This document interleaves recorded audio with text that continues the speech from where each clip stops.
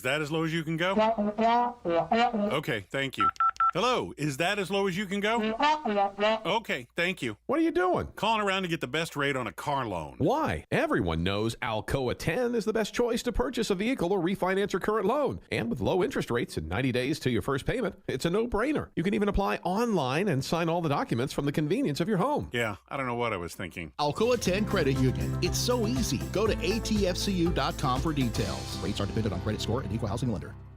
With smartphones being such an integral part of our daily lives, it is truly an inconvenience when it doesn't work properly. It disrupts the normalcy of our day. When you go into the cell phone store to have it repaired, they just try to upsell you on a new phone. That's why the owner of iDrop, T. Kell, left those places and opened iDrop. His goal is a happy customer. T. Kell and the team will listen to what you have going on and work to solve the problem of your broken device in a way that best suits your needs, instead of trying to upsell you on something that you just don't need. They don't just repair phones, they can service your laptop or PC as well as your Mac. Windows 7 support is over, but iDrop can help you transition to Windows 10. They have a 5-star rating on Google with hundreds of positive reviews. Let me say that again. I don't think y'all understand how big this is. They have a 5-star rating on Google. Their customer service really speaks for itself. So if you ever find yourself with a device that isn't performing as it should, give iDrop a call at 865-888-9740 or check them out on Facebook at iDrop of Knoxville. If man made it, they can fix it. Deep down the middle's got his man, and he's gone. Jason Swain, touchdown. It's time for the Swain Event with your host, Jason Swain. My man. Real sports talk for the real sports fan. All you chumps are gonna bow when I whoop him. It's time for the Swain Event, fueled by Dead End Barbecue. Give me 2 slaps and a Ric Flair.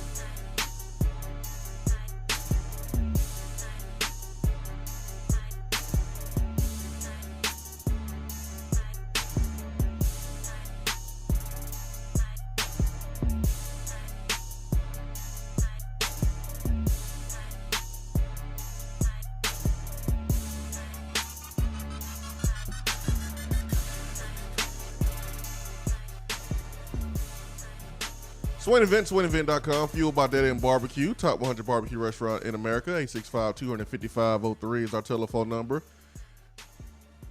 The Big Ben McKee, Jason Swain here, live from the Low T Center studio. It is Wednesday, hump day, 4 minutes past the top of the hour. Download the free Swain Event app for Android, Apple devices.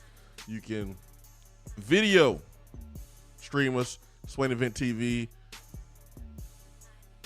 Twitter, YouTube, and Facebook Live. I almost said Periscope. Periscope is not alive anymore. Periscope is dead. Ben, good morning. Good morning. How are you? I'm good, man. I'm good. Lots to get to today.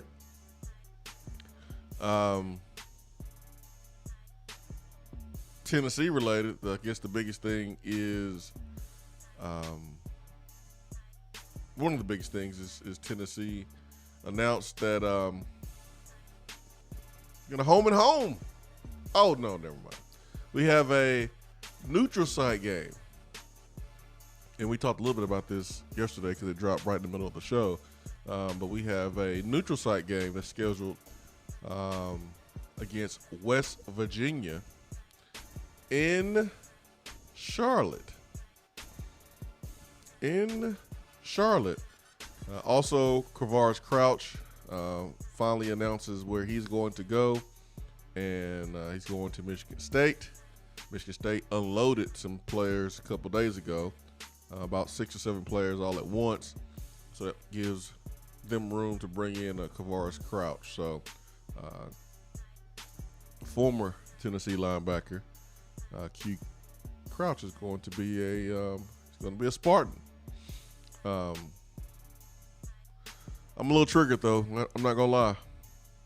I'm a little triggered by SEC shorts, man. They didn't have to do us like that with the video. Did you see it, Ben? No.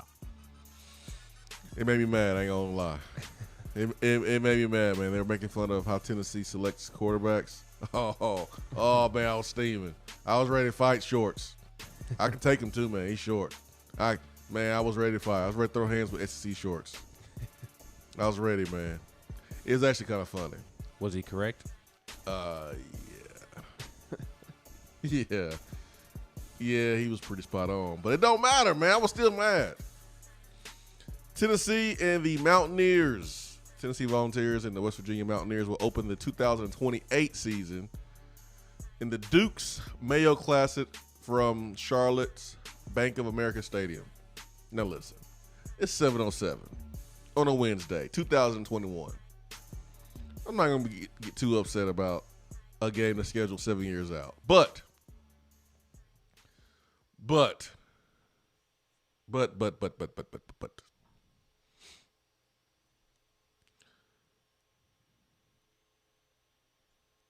college football, especially Tennessee, especially this town, deserves more home and homes.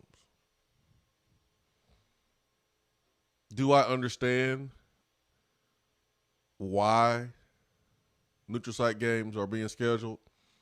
Well, yeah, you need money. Money's not everything, but it ranks right up there with oxygen. You need to survive. Athletic programs needed to survive. And if they are calling you, and that money's not coming in, you really can't blame an athletic program for going out and finding ways to generate income. But at the same time, I think athletic programs needs to be very aware of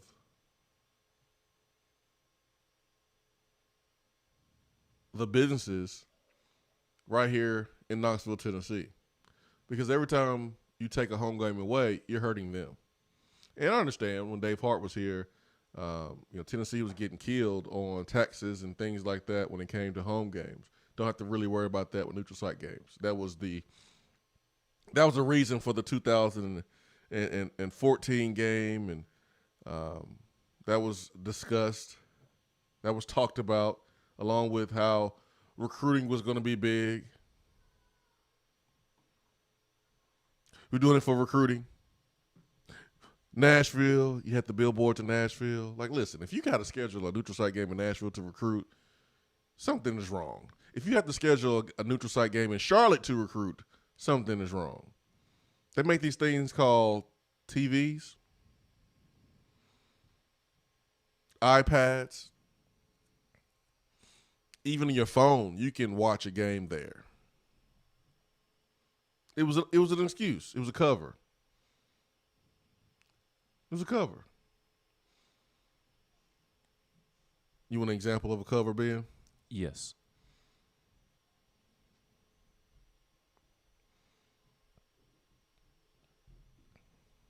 How long you been married? 2 years next month. It's been 2 years, 2 man? months. 2 years and 2 months. It's been 2 years? Mm-hmm. Tomorrow's my anniversary. How long have I been married? Carried it 1. 8? I want to say 8 years? Yeah, let's go with 8. So tomorrow's my anniversary. This is what I picked up on. You'll pick up on this too. Here's a good example of cover. Let me say that. Let me whisper.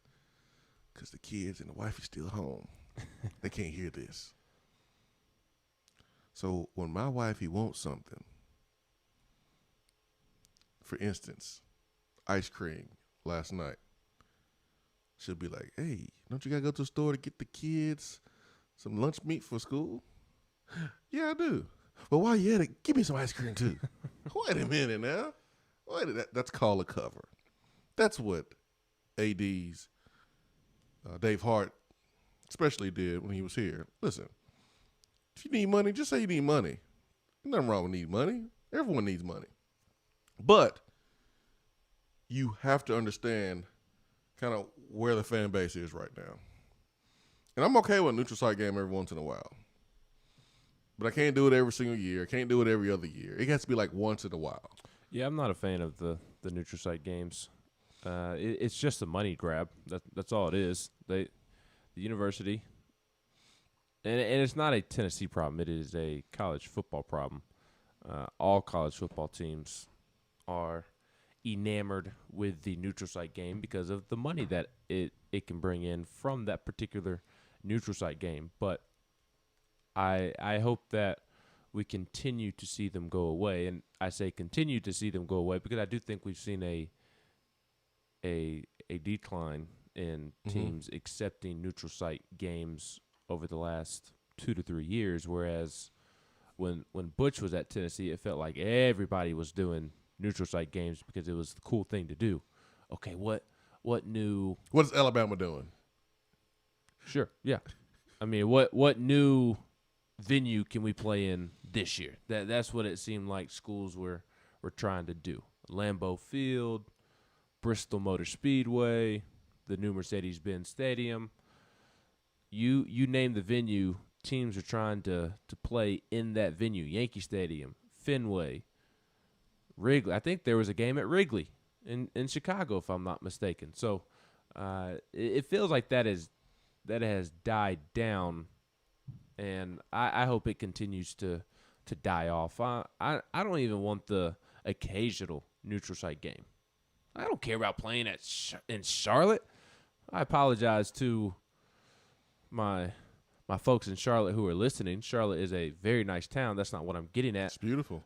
Bank of America Stadium is not a venue that I am just enamored with and want to go see. It's a downgrade from Neyland. Yes. To me, I'd rather go watch a game at West Virginia than one at Bank of America Stadium. I mean, I would. Like, I'm sorry, but it's not an attractive place to play, especially when you don't have any ties to it.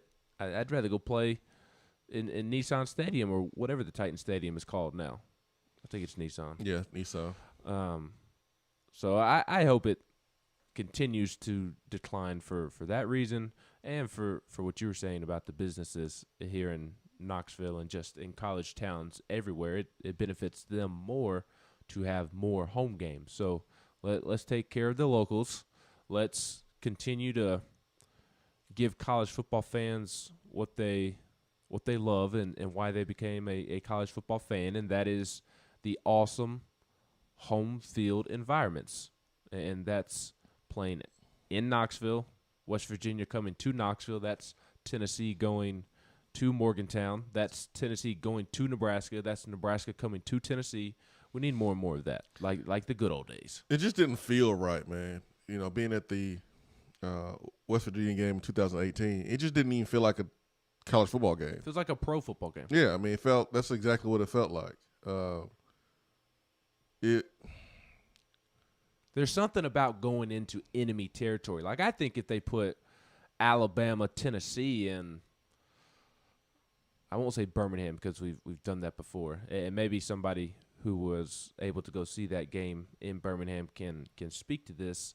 It was definitely a home game for Alabama. Yes. Yeah. So, but if you put Alabama, Tennessee up at Lambeau, like, that game's going to feel different because it's in a neutral site. Like, part of the thing that makes it a true road game is like going into enemy territory.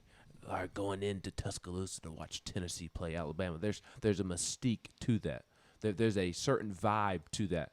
And vice versa. I know the series hasn't been competitive lately, but like last decade when you were playing, I'm sure Alabama fans felt the same way. There was a mystique about coming to Knoxville and being the enemy in enemy territory. Yeah. Like, you don't get that with neutral site games. I think if you put Tennessee Alabama and Mercedes-Benz that isn't for an SEC championship game, like it's going to feel different. It's going to feel weird. Won't be the same. No, it won't be the same at all. And I'll say this again. I reiterate this: money's important, and you have to grab the money sometimes. Like you gotta have a money grab sometimes. Don't get me wrong. I mean, you can't constantly improve your facilities. You can't constantly keep up with the times and be modern as you can be without bringing in income, bringing in money, bringing in revenue. You have to do that. And so I'm not over here trying to burn down the entire, athletic department just because of a neutral site game scheduled in 2028. But I will say home and homes are better. And I want to see less neutral site games rather than more.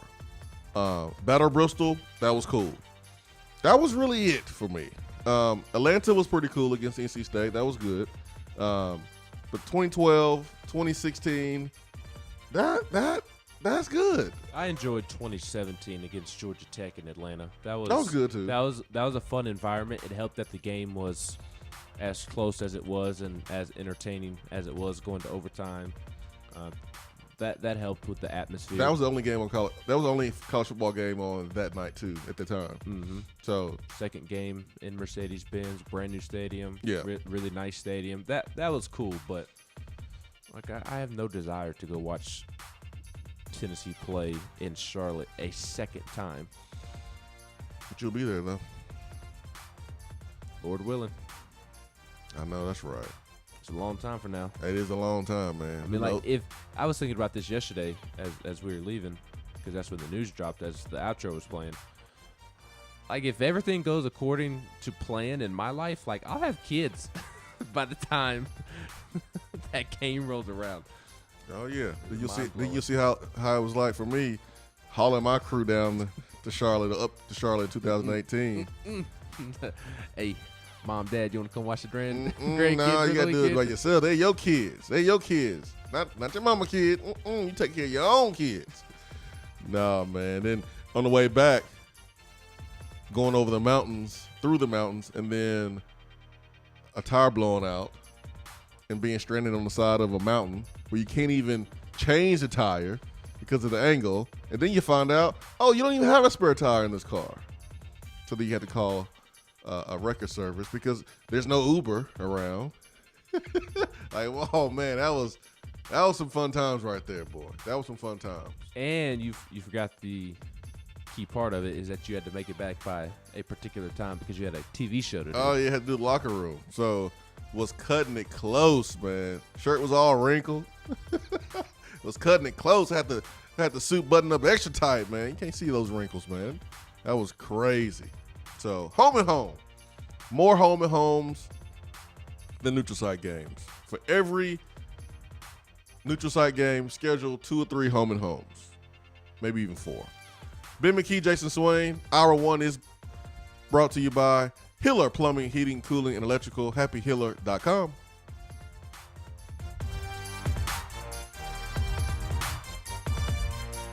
If you want to get in on the conversation, call the Iris Networks hotline at 865-200-5503. Grow your business with Iris Networks high-speed fiber internet. IrisNetworksUSA.com.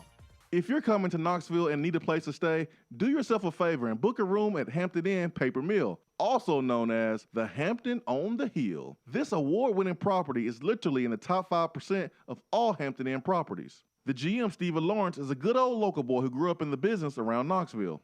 He and his staff are always available, always willing to help, and will go above and beyond for their guests. The newest Hampton Inn in Knoxville has clean, affordable rooms, flat screens, fridges, and microwaves in every room.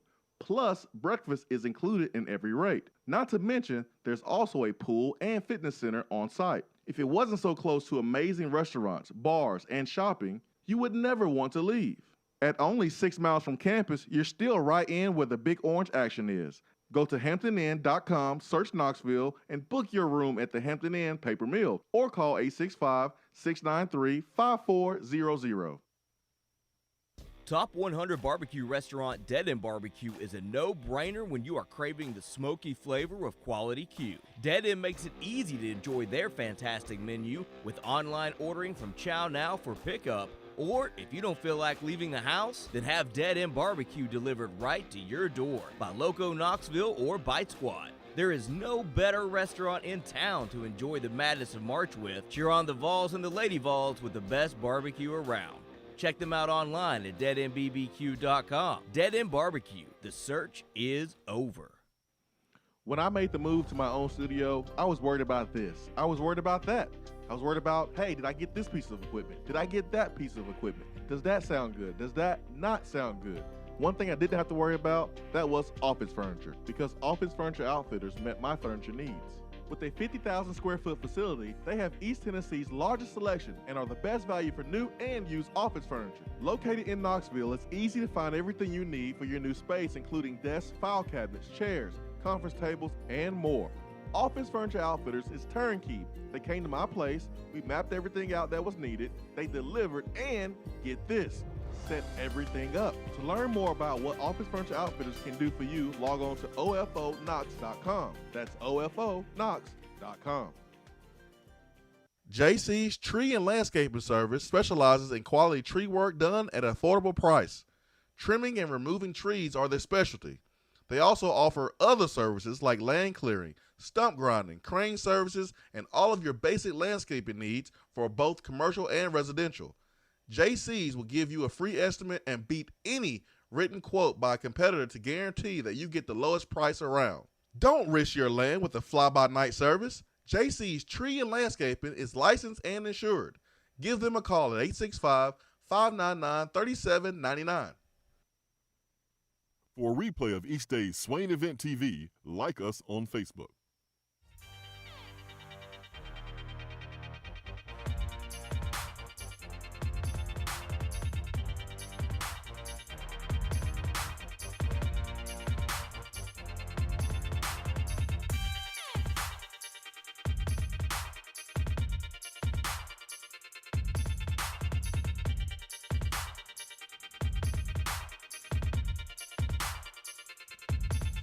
Tennessee takeover. That is what the Tennessee Football Recruiting Office is calling what we see here in this graphic is every single on-field coach is assigned to some part of the state of Tennessee. Every coach talk about wanting to close the borders, keep their prospects in state, recruit the state first. Every coach of every school that's hired at the beginning of their tenure always says the same thing. Always. We want to close down the walls. We want to build a wall and keep the recruits inside of the state. Everybody says that. But I don't know if the last time I've seen this, though. Not saying they'll do a good job or it won't, who knows, but the effort is certainly there. I mean, you have all 10 coaches. Jerry Mack, Tim Banks is going to be in Memphis. Willie Martinez and Tim Banks are going to be in East and Middle Tennessee. Mike Eckler and Glenn Ellaby is going to be in East Tennessee, serving hot chili. Rodney Garner is going to be in Nashville. Alex Golesh is going to be in Nashville. Cody Burns is going to be in West Tennessee along with Joey Hazel. Brian Jean-Marie is going to be in Middle and East Tennessee. I don't know if I've seen a staff have all 10 coaches inside Tennessee. Did Pruitt and Butch do that? I don't know. I don't they remember. didn't put out graphics like that. I think Butch staff did put out something like this. I wouldn't call it Tennessee Takeover or anything, but did not mention this yesterday. Should have, but it's recruiting time. That is a good question for Austin Price if he has good cell service when he joins us at 9:15 today. Jeez.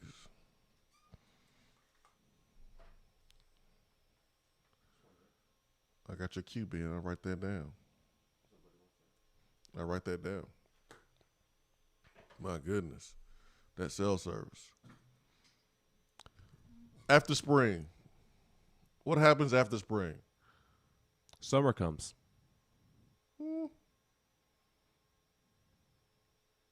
For you and I. But what about the student athlete, the college football player?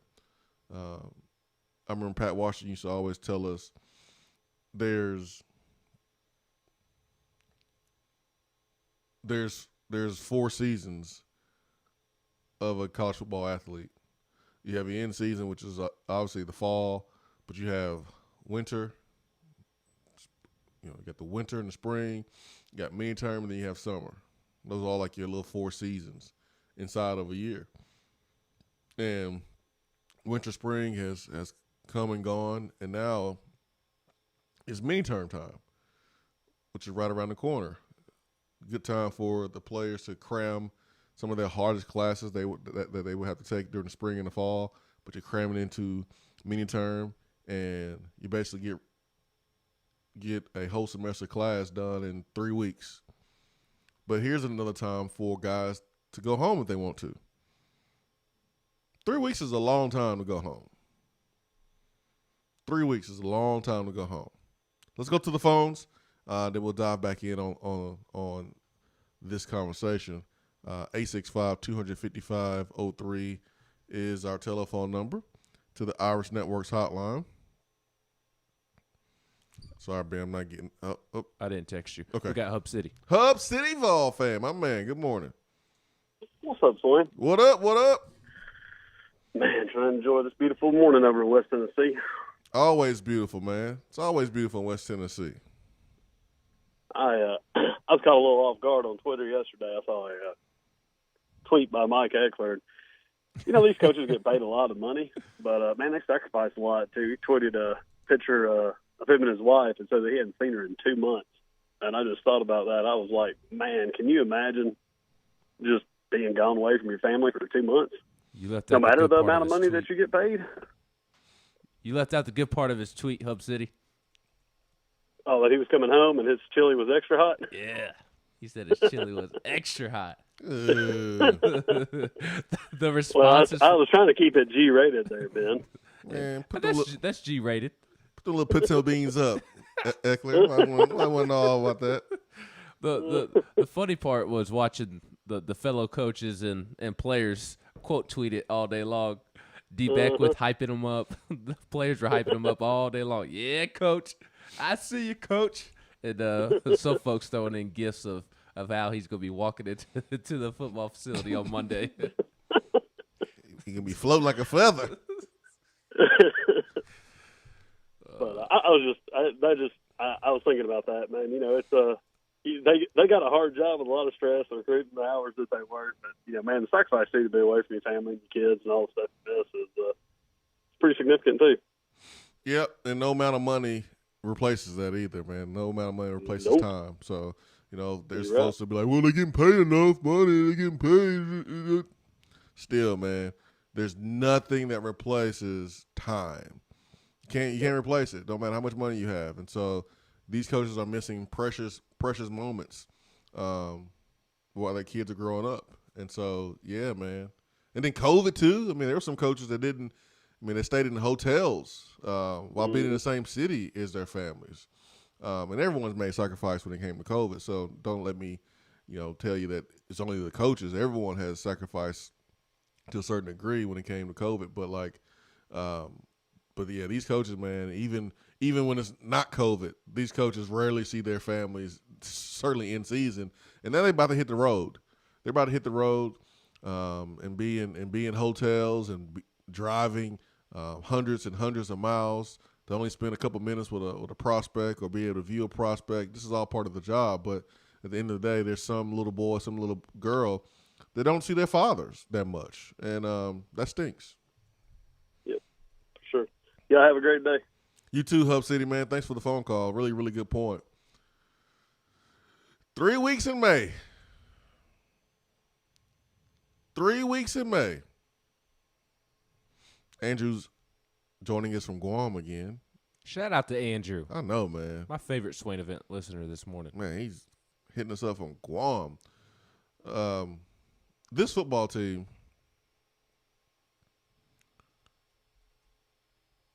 obviously has been hit with some attrition.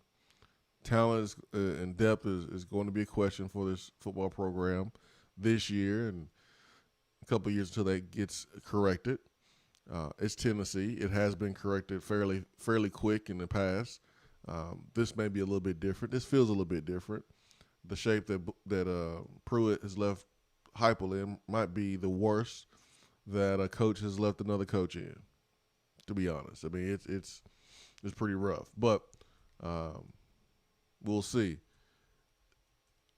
I feel like mini-term, Ben, unless you're from California, unless you are from the West Coast or 12 hours or more away from home, there's no reason for you to go home. There's no reason for you to go home. No, nothing at home it's good for you. I think it's important to take a weekend to go home and refresh and maybe get away for 2 days or so. Next weekend is Mother's Day, and I don't know how the semester lines up this spring because of COVID. I believe that finals are taking place next weekend and the week after. I was talking to my cousin about his finals earlier this week, and I believe in an effort to get out of school earlier, they may have started a week sooner. I don't know. But regardless, next weekend is Mother's Day. If I'm an athlete, I'm taking that weekend to kind of go home, get away, refresh, reset my mind. So it is good to go home for 2 to 3 days and reset your batteries, recharge your batteries. But to go home for an entire month when the semester is over and not be here for mini term, I don't think that's a good idea. You've detailed many times on the show. I've contributed to that conversation because I know guys that were off playing college football, and when they go back home to work out, it's not the same. You're working out with guys who don't have the same vision as you most of the time, and you're just not going to get in the same amount of work, the same type of work back home as you will on campus.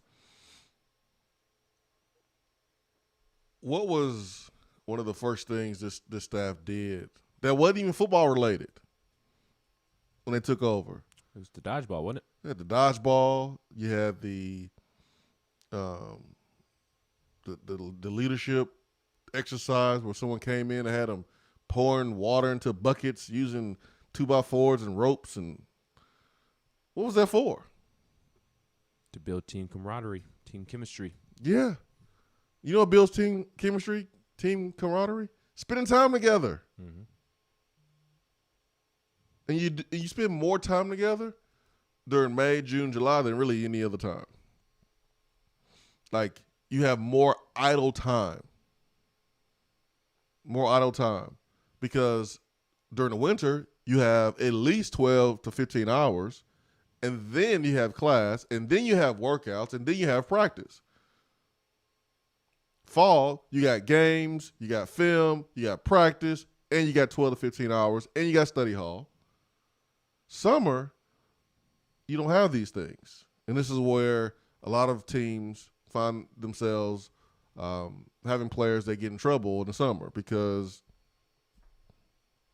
they have idle time. This is why coaches try to find things for their team to do. All right, we about to go on a team trip. Team trip. Like one year we went up to the Smoky Mountains. It was all icy and stuff. I was nervous. It's like this is how it's gonna happen. This is how I'm gonna go out driving up Smoky Mountains on a bus. All right, we're going to the movies. All right, we're doing this, we're doing that. They're trying to find things for you to do. We went to some farm back in the day. Anybody trying to go to a farm, man? And eat the same food we can eat back at the crib? That was a team building exercise. No, it was make sure no one was getting in trouble. That's all that was. So every year it happens like clockwork. Players get in trouble more in the off season than in the season, and more during the summer. So you got more time to spend with each other. Why in the hell would you go home?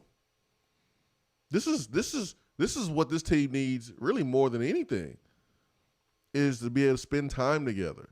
If you're going to beat teams you're not supposed to beat, if you're going to beat teams that have more talent than you, how you think you're going to do it? You can sprinkle some magic dust on you? You think you got a cheat code? Think you're going to be able to pay the refs? Can't do that. Only Alabama will do that.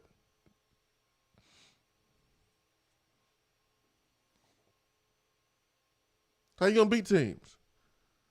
It's going to be because you play harder. It's because you're going to love on each other more. It's going to be because you buy into your coaches more. You believe with 100% certainty that what your coach is telling you the truth, and you trust them and you run through a brick wall for them. That's going to be how you beat teams you're not supposed to beat them. It's not a secret. It's not rocket science. It's not a secret formula. That's how you're going to beat teams you're not supposed to beat. That's how you're going to beat teams that have more talent than you. There's no reason for anybody to go home. Stake your butt here. Learn more about your teammates. Work out. Build some leadership. You won 3 games last year.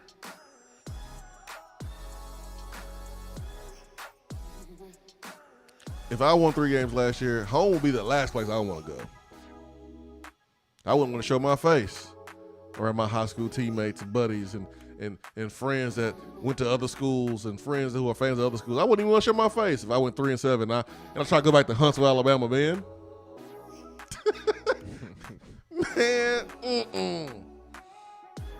Man, Man, I remember we went 5-6, Ben. I went home for like 2-3 days when we didn't go to a bowl game in December. 2-3 days and was back here. Couldn't do it. No. Too embarrassed. We would lose games, man. I wouldn't even leave the house on Sunday in Knoxville. Wouldn't even leave the house. Too embarrassed. Stay your butt here. Did you go to church? Nah, man. Nope. Didn't go to church. Church folks talking junk. I ain't want to slip and say something crazy. So I ain't even put myself in that situation. I didn't even go to church.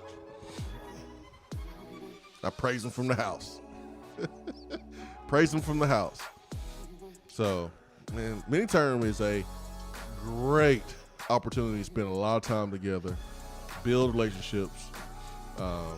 This past weekend, man, Orange and White game, seeing so many guys that played before me, after me, and with me, man, you just sit back and kind of watch the room, and man, guys just connecting. Those relationships are deep. How you think those relationships were developed? Not because you just won games. Those relationships developed before you won games. Spending time together. And mini term in the summer school is the best time to do it. Swain Event, be right back.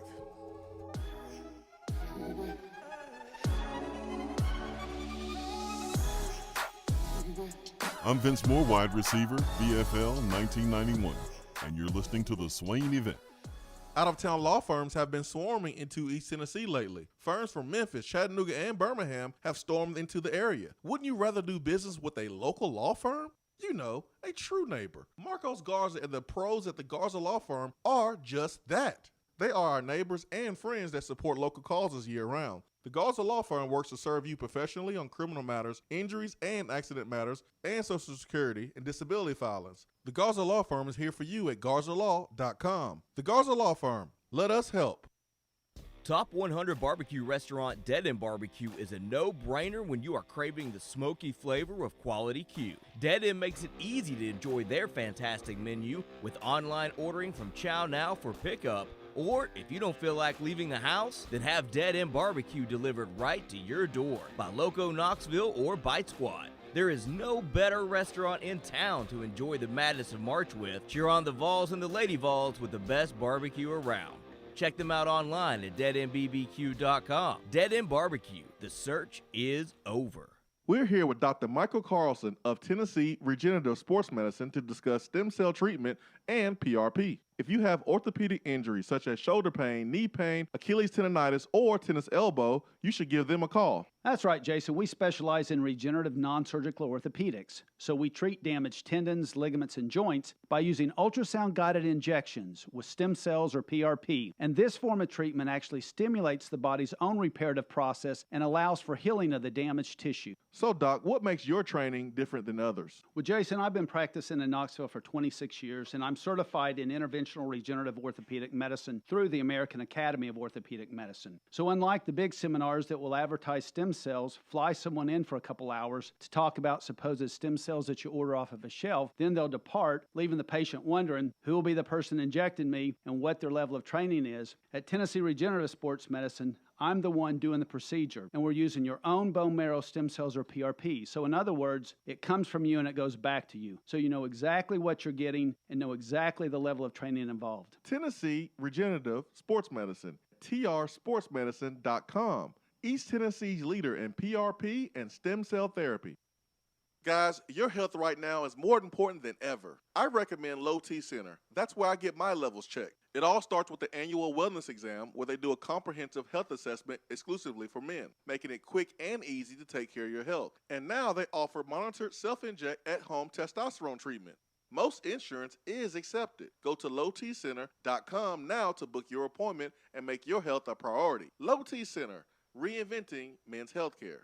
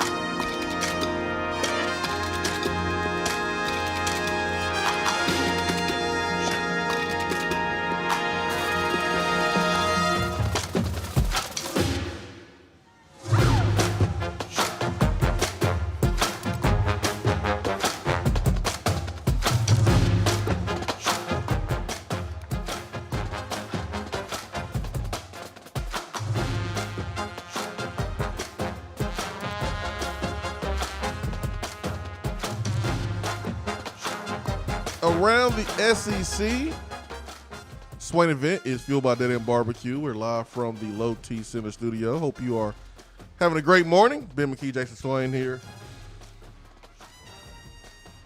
What's on the list of items to cover today on Around the SEC? Well, you mentioned one at the top of the show, and that was that Tennessee linebacker Quavaris Crouch has decided to transfer to Michigan State and Swain. That surprised me. I did not anticipate Quavaris Crouch transferring to Michigan State. You heard North Carolina linked to Quavaris Crouch quite often, but Michigan State was out of the blue for me. I don't know if you heard things, but it was out of the blue for me. Yeah, I heard Michigan State like a couple weeks ago. Mr. Big Shot. No, I mean I tell you those things, but I guess I forgot since you just not hearing it. But I took it with a grain of salt, just because I did hear North Carolina as well. I knew people from North Carolina was pressuring him, and you know he had relationships with some of those guys on that team. But Michigan State is the move for him, and I gotta feel bad for Crouch, man. I kind of feel bad for him. I really do. It's different than, you know, one of the other transfers. Just think about it, man. Like Crouch, best position probably is running back. You look at his film and looked at what position he was probably better at, but he knew that if he wanted a long career playing football, then running back wasn't going to be the position for him. And he's recruited here. They put the full court press on him. Like he was about to go to Michigan, Michigan thought they had him. I wonder why Michigan thought they had him, because he probably told him he was coming, and then like last second, he flipped to Tennessee. Don't have to really think too hard to possibly,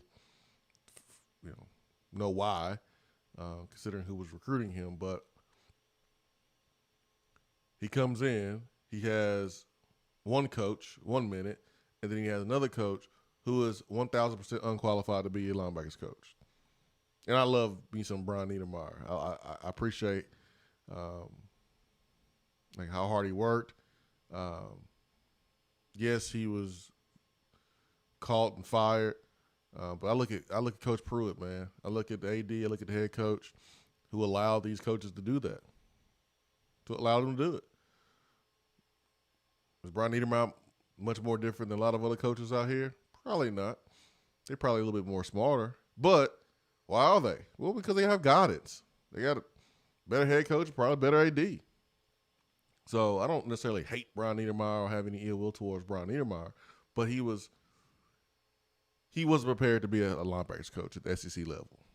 And so Q Crouch is getting coached by a guy that's never coached linebackers before at this level. I don't blame him for wanting to transfer. He tried to go to the Big Ten in the first place. He probably would have stood out a little bit more than the Big Ten in the first place. Now he's actually there and playing linebacker. It just wasn't a fit for him. He always seemed like he was a step slow. A day late and a dollar short. It always seemed like that with Crouch, even though he played hard. So I look at Crouch a little bit differently than I look at other transfers. I kind of felt bad for him, man. He just wasn't put in the best position to be successful. I don't feel bad for him. Don't chase the reason you chose Tennessee over maybe what's best for you, and maybe you don't end up in the spot that you're in. And he also left his teammates high and dry by just on a random Monday deciding not to show up for workouts after working out with a team for 2 months. So to be honest with you, I don't feel bad for him. I wish him the best. I hope he crushes it at Michigan State. I'll never wish ill will towards somebody in that regard, but I don't feel bad for him. When you are, 16, 17, 18 years old, you're being recruited, you've never been through that process before in your life. There's no way to prepare. There's no way you know the tricks and the backhandedness and the sneakiness that goes on with trying to persuade a kid to come to your school. And Q Crouch got persuaded to come to a place that wasn't the best for him. And any young man in that situation that maybe doesn't have father around and grandma's taking care of you and somebody comes in and offers you this and offers you these perks, most will say yes. And I can't blame anyone being in that situation, because I've been in that situation. I know exactly what it feels like to have a school come in and say, hey, I know you need some help here. Here's some help. And that persuades a lot of guys. And sometimes it works out. Sometimes that end up being the best place for them. And they go on and they play a lot. They go to the league. They get a degree. Whatever. It works out. And the reason why they picked there wasn't the reason why Terry McDonald picked Tennessee. But sometimes it don't work out. You get your Henry Toes. You get your Crouches where the perks run out and you leave because you realize that you only picked the perks and you're young. I'm not saying you should feel bad for him. I'm just saying that's why I kind of feel bad for him, because I picked Tennessee. It was my decision. I had zero input from my mother, zero input from my uncle. My mother came in like at the 12th hour. My uncle was there the whole entire time, but he was like, "Hey man, it's your decision. Here, I'm gonna get you an extra phone line so people can stop calling my house. You can talk to the coaches. It's your decision." I literally made every trip by myself, talked to every coach by myself. My uncle didn't talk to anybody. And I had Coach Fulmer tell me that he had no wide receivers.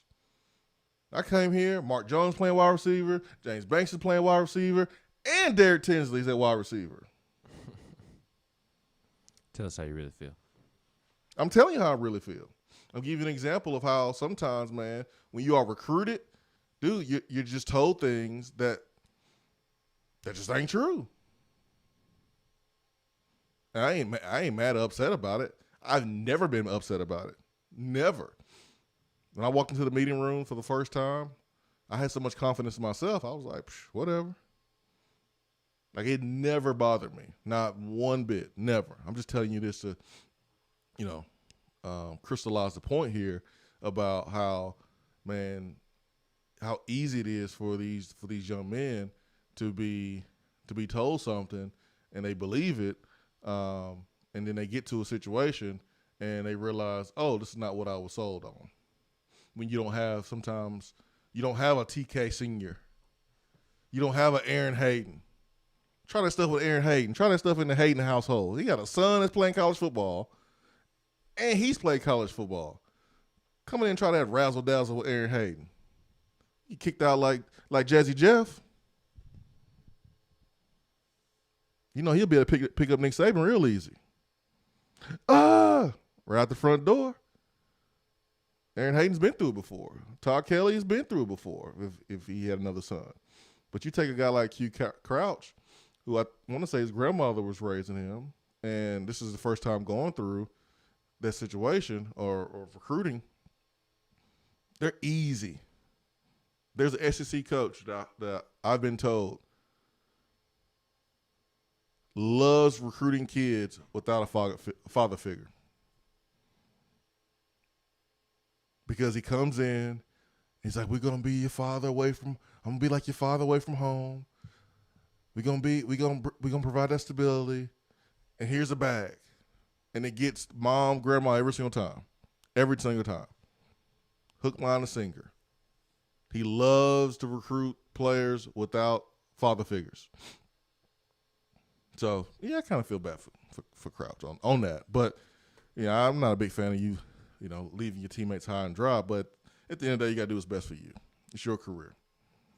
The weird news around the SEC yesterday was that Ole Miss offensive line coach Randy Clements had his contract terminated. Goodbye. Ole Miss played its spring game on Saturday, and the termination took place Tuesday morning. Clements was entering his second season at the helm of the offensive line under Lane Kiffin. He was hired in January of 2020, shortly after Kiffin was hired as Ole Miss's head coach. Clements previously worked as the offensive line coach at Florida State. Cole Kublik tweeted out that no offensive line in the SEC saw a bigger improvement last year than Ole Miss's offensive line, throwing a wrench into this storyline. Because why would Ole Miss, 2 days after its spring game, fire an offensive line coach who made the offensive line better last year? Word is that Kiffin wasn't satisfied with the development, which that's a little weird since Cole is saying that. But maybe Lane Kiffin could offer a reason. Maybe he will not offer a reason. The first thing I thought about was a coach did something, he broke the rules. Yeah, first thing I thought of as well. He broke the rules, and you have to separate away from him. But, I was hearing that the development wasn't something that Lane Kiffin was necessarily thrilled about. So, that was a little weird, though. Not more weird than firing a coach after 2 games in his first year. That is weird as well. In season. In season. Made it 4 games. Whew. There's been talk about, did it happen during the game? Did it happen after the game? I mean, head coaches always threaten fire the coaches on the headsets during the game. But that's very weird. So, I'm fired. I still get paid, right? Okay. I'll pack my stuff. You sure I still get paid? Get paid all of it? Not just a little bit, all of it? Okay, cool. Has he got a job, Jimmy Brumbaugh? I don't think so. Where is he? I haven't heard anything. Man, you mess with Pruitt, man. You gonna ruin your career. You mess with Pruitt, man. Nehemiah ain't gonna be coaching again. Like, Ansley got lucky. Went back to the league. T got lucky. Shelton Felton is now he's done. A defense coordinator at high school. He's done. He's done. Jay's not coaching. Jay Graham's not coaching right now. Jay could have sat right here, sat still, but he was like, these guys were so disgusted and ready to leave. They weren't even thinking. Just get me out of here. Just get. Jay Graham could have been the running back coach right now. Could have, but right now he could have been. But he just wanted to get out. And that tweet at Alabama never would have happened if he'd have just stood still. But man, messing with Pruitt, man, you ruin your career. 2 coaches are done coaching in college. 2 assistant coaches, Niedermeyer and Brumbaugh. Niedermeyer and Shelton Felton. And Pruitt's gonna be done coaching in college too. I think Don Tindall will coach before Jeremy Pruitt coaches big time college sports. Yep. It's just funny to me to picture Jeremy Pruitt living in the state of New York right now. Is Jeremy Pruitt like the Kardashians of head coaching? Like think about all the guys that mess with Kardashians. Look at them now. I think it's a little too early to say that. This was one job. They need to do it 3-4 more times. Look at Tristan Thompson. Look at Lamar Odom. Poor Lamar Odom. Kanye. You mess with Kardashians, hey man, your career will change. You coach with Coach Pruitt, your career will change too. 2 guys will not coach college football again. And Brumbaugh, I don't know where he's gonna land. He has not landed. He still got paid though. He's the only guy that's got paid after getting fired. All the rest of them get paid. Chris Winkie, poor Chris Winkie. Poor Chris Winkie. So you gotta be careful, man, who you associate with. Pruitt out here ruining folks' careers. God, no, I ain't think about it that way. Shelton Felton, defense coordinator in high school. Mm-hmm. Where he came from. How about Joe Osavet, man? You know how hard it is for Joe Osavet to get back in? Because he really was a on-the-field coach for, 1 year? Yeah, 1 year. Yep. 1 year. Guys like that can't just bounce on their feet, land on their feet like a T. Martin or a Jay Graham. They just entered. They just got into the club. T. Martin's been coaching college football for a very long time. Since 2010, 09, something like that. He's at New Mexico with Loxley. Jay Graham's been coaching a long time. But Osavet just got in. Shelton Felton just got in. Niedermeyer just got in. When you get hit like that, it's hard to get another gig. Pruitt is just like the Kardashians. I never thought about it that way.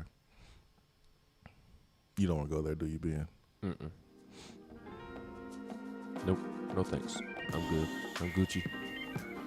Kardashians did ruin careers. Pruitt did the same thing. I don't see the difference. Pruitt has done it at one stop.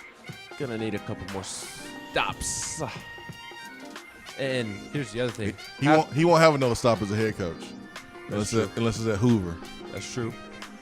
How come some coaches aren't going to be coaching again and other coaches are coaching again? Because guys like Will Friend, like fall teacher in the text box, he's coached a long time. if you're just getting in, like Niedermeyer, who first time coaching on the field was with Pruitt. Osavet, first time coaching in the SEC was with Pruitt.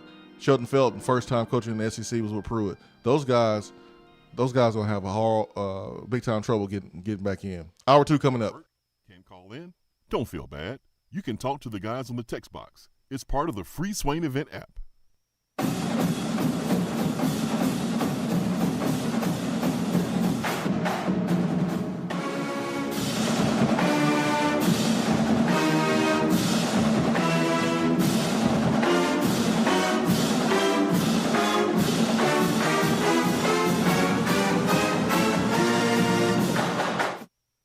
Top 100 barbecue restaurant Dead End Barbecue is a no-brainer when you are craving the smoky flavor of quality Q. Dead End makes it easy to enjoy their fantastic menu with online ordering from Chow Now for pickup. Or if you don't feel like leaving the house, then have Dead End Barbecue delivered right to your door by Loco Knoxville or Bite Squad. There is no better restaurant in town to enjoy the madness of March with. Cheer on the Vols and the Lady Vols with the best barbecue around. Check them out online at deadendbbq.com. Dead End Barbecue. The search is over. Is that as low as you can go? Okay, thank you. Hello, is that as low as you can go?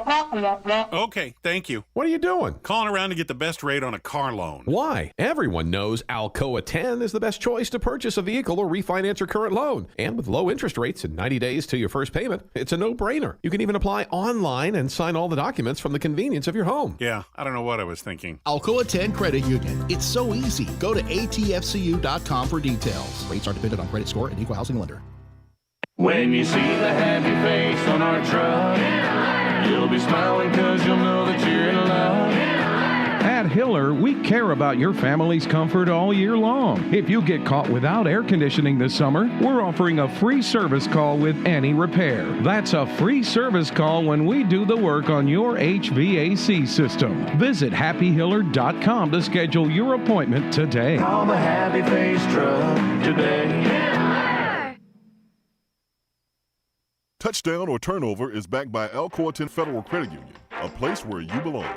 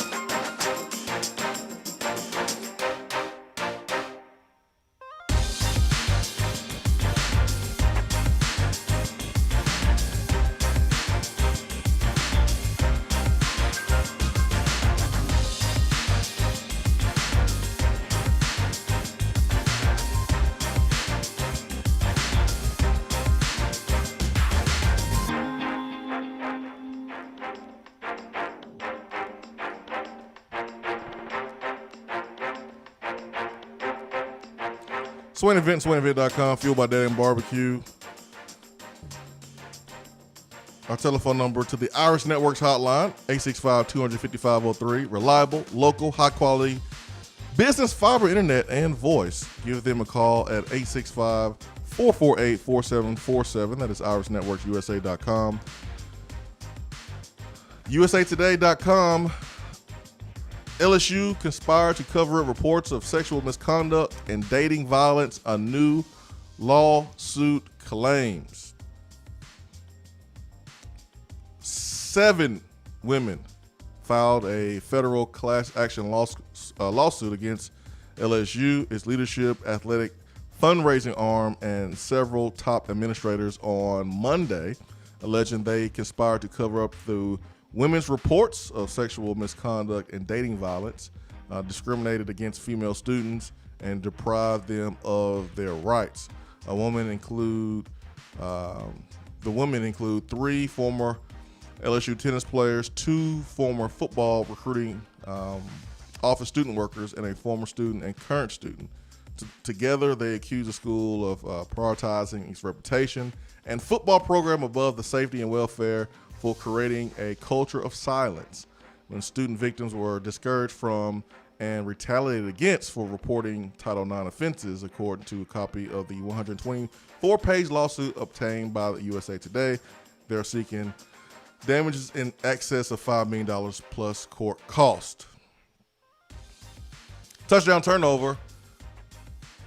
Head football coach Ed Orgeron survives this storm, this Title IX storm that includes former football players while he was there. Do you think he survives this storm, touchdown or turnover? I say touchdown. Because it seems to me that no college coach is going to get fired for something like this unless they were the ones committing the acts. See Les Miles. Art Browse? Yeah, but that was a different situation than what Les Miles or what Coach O is dealing with. Yeah, like multiple women raped. Here's seven. This is covering up fondling, and I'm not trying to say that it's okay. It's not, but it is different. Well, to me, it is different. It's different because it's bigger than just the football program. You know, Baylor that was kind of centered around the football program. Art Browse, LSU's look to be bigger, but it's not the exact same. I'll let you continue. I think he survives because he wasn't the one doing the act. Unfortunately, I think he committed a huge sin in terms of covering it up.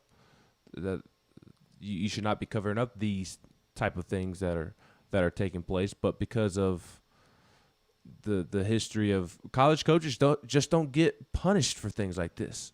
Now, if LSU goes out and has another losing season, I can see him being Jeremy Pruitted. Turn that into a sane Jeremy Pruitted.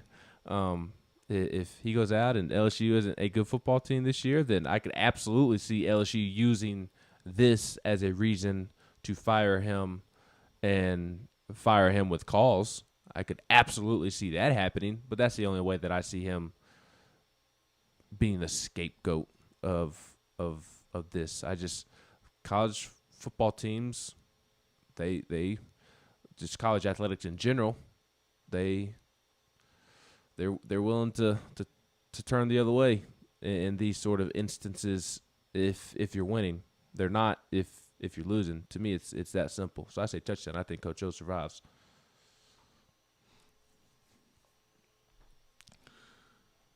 I don't know if Coach O is going to survive this, man. I don't think he's going to survive it.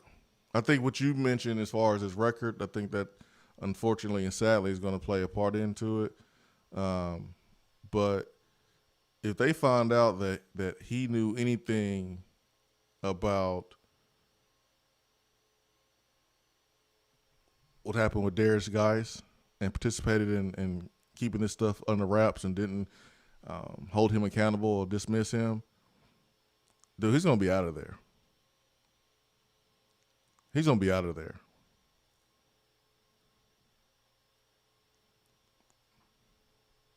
It's 2021.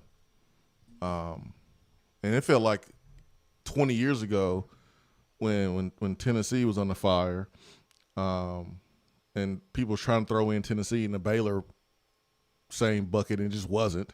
It wasn't at all. Remember, Dave Hart was I won't say a victim, but he was in the crosshairs of a group of people that wanted him out because of how he handled the Lady Vol situation and the merging of the athletic programs. And he pissed off a lot of people. He wasn't necessarily the best people person. And I thought the Title IX stuff was used to get him up out of here, and it worked. And Butch Jones almost got himself caught up in that too, because that was around the same time that the A.J. Johnson case was going on, and he was accused of rape. Ultimately, he was found not guilty, and thankfully he was able to finish his career, and he's playing in the league now. But remember how everybody was jumping to conclusions and trying to jumble Tennessee in with the Baylor stuff? Like, yo, we not Baylor over here. We not Baylor. That was, God, I feel like 10, 20 years ago, but that was just 2 coaches ago. That was just 2 coaches ago. I don't know if he makes it, man. I don't know if he makes it.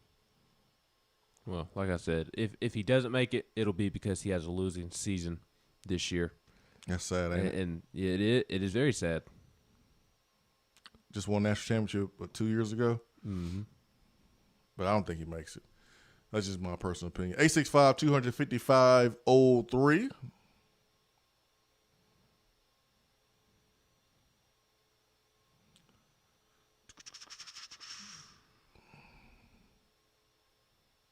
Turkey Man said, are you saying that the Alabama rehabilitation program for failed coaches would not even rehab Pruitt's coaching staff? Nah, man. Saban ain't touching them. Saban is not touching folks that's going to damage him. Saban ain't doing it. Saban ain't doing it. So I don't anticipate Pruitt or anybody from our staff to be down in Alabama. Besides, a Jay Graham, who's not there anymore, but man, Saban will ship you to the NFL. He ain't playing about that stuff. He's on top of everything. Let's see here. Jake from Nashville says, no sympathy for Winky. He got paid to do nothing for 3 years.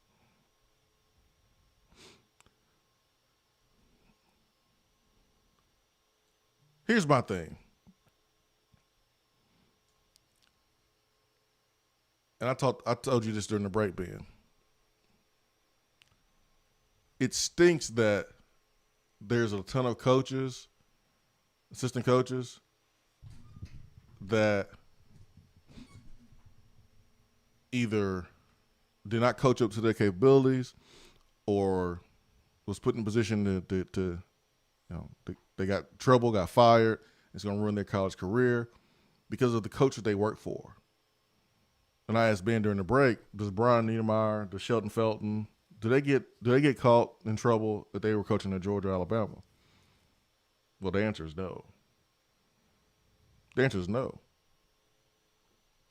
Look how bad of an offensive coordinator Jim Chaney looked. Like, Jim Chaney looked like he lost all of his powers. Like the Monstars came and stole his coaching ability, his coordinating ability. T. Martin, known developer at wide receiver. Wide receivers weren't good last year. You got Derek Ansley, you got Jeremy Pruitt coaching DBs. I mean, DBs wasn't great. It was like a dark cloud, and everyone just could not reach their potential at all, including coaches. So that's why, if I feel bad for Pruitt, it ain't just about money. If I feel bad for the assistant coach, it's because they was working for a guy that didn't have a clue, and if they didn't do it his way, they were threatening to be fired. Simple as that. But how come they were the only two fired with calls? Because they got caught red-handed. They got caught red-handed. There's other coaches that saw what was going on and saw how messy it was and was like, "No, I ain't doing nothing. I ain't getting in that," because they could. I know what you're about to go, and I'm still gonna go there because they could do that. What do you mean by they could do that? They had enough tenure as a college coach. The T. Martins, the Jay Grahams, the Tracy Rockers, the Chris Rumps. They had established a name before Jeremy Pruitt that they could be like, "No, I ain't doing that. Go get another job." But when you are Shelton Felton and Pruitt is the reason why you have the job, he brought you from Toledo after bringing you from high school. Brian Niedermeyer, I remember the first time that Brian Niedermeyer was introduced at a recruiting event. Yeah, we gonna give him a chance, put him on the field. So it's the first time on the field. So you couldn't be like, "No, I'm not doing that. I'm not doing it your way," because he's the one who gave you the opportunity. You feel indebted to him. That's my point. I understand that. I do sympathize with that point, but then we can also get into the conversation about ethics and moral. What is that? I realize that it doesn't exist in college football, but just because it doesn't exist in college football doesn't mean that you should not strive for it.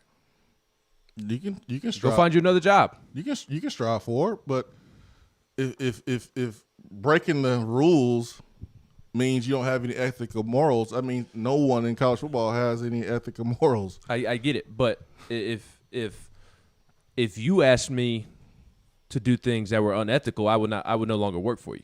If I had a regular, you couldn't make it a day as a college coach, then, Ben. I understand that.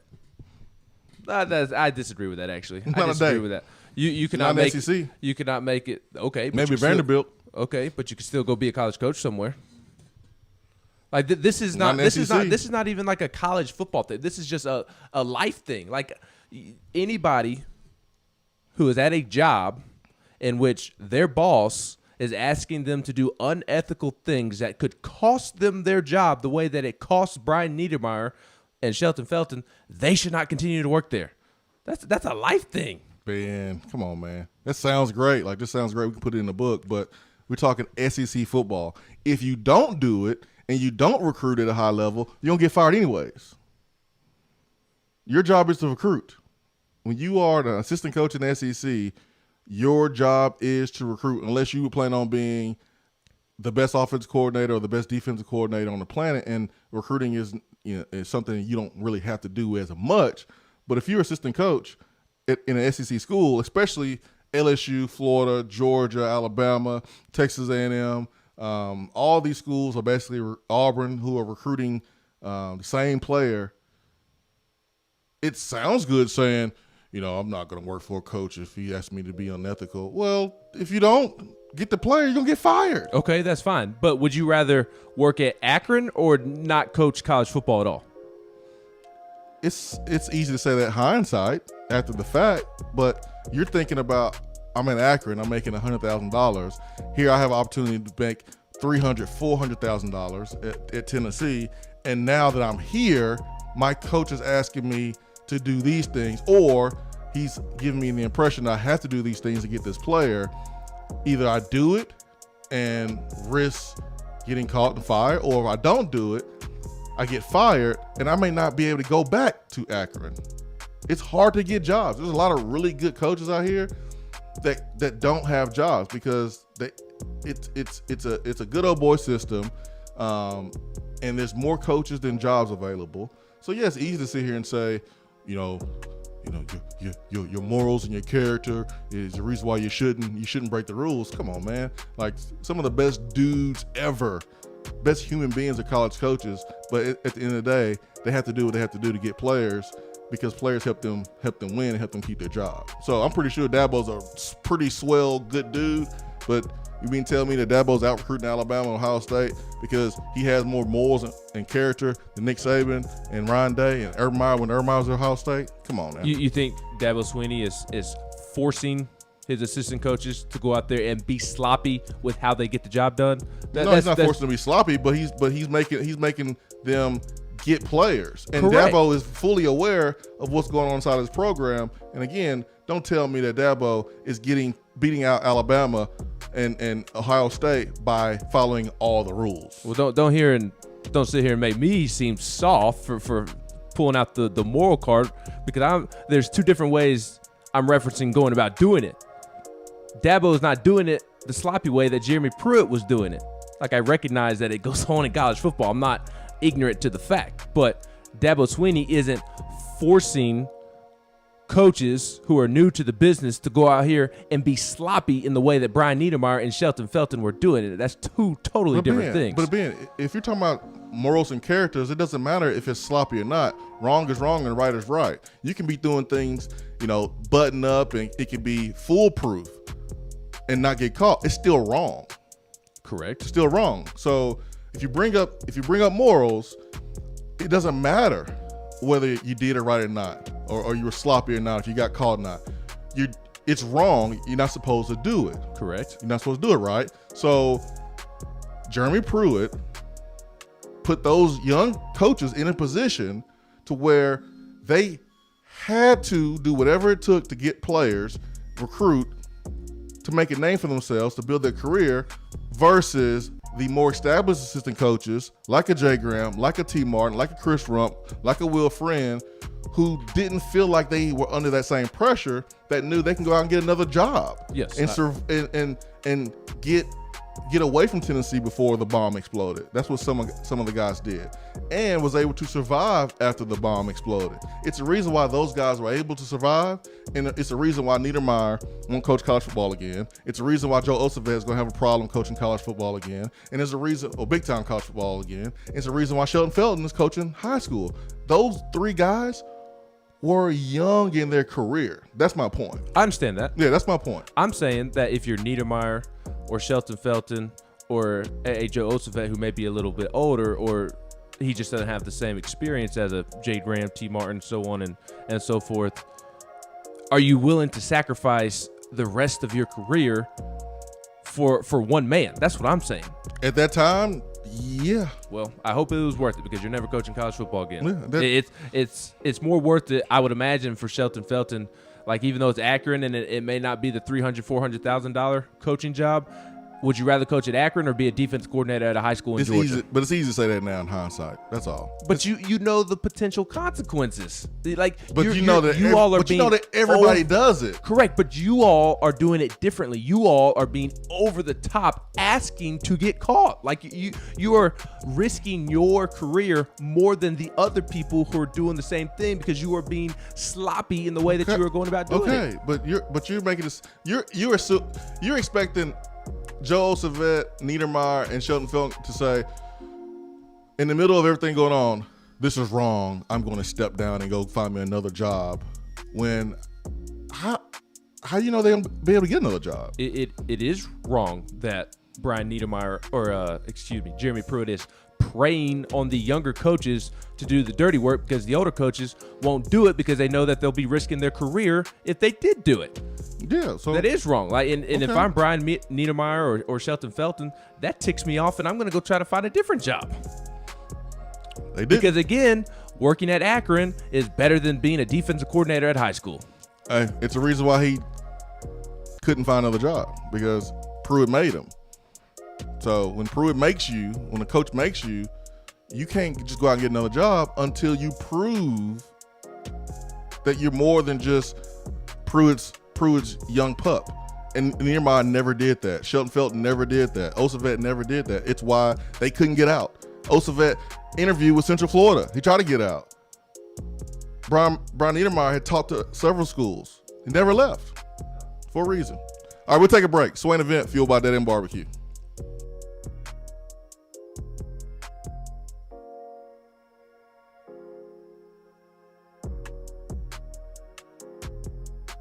While the other guys are taking guesses, the Swain Event is taking you behind the scenes and in the huddle every morning from 7 till 10 right here.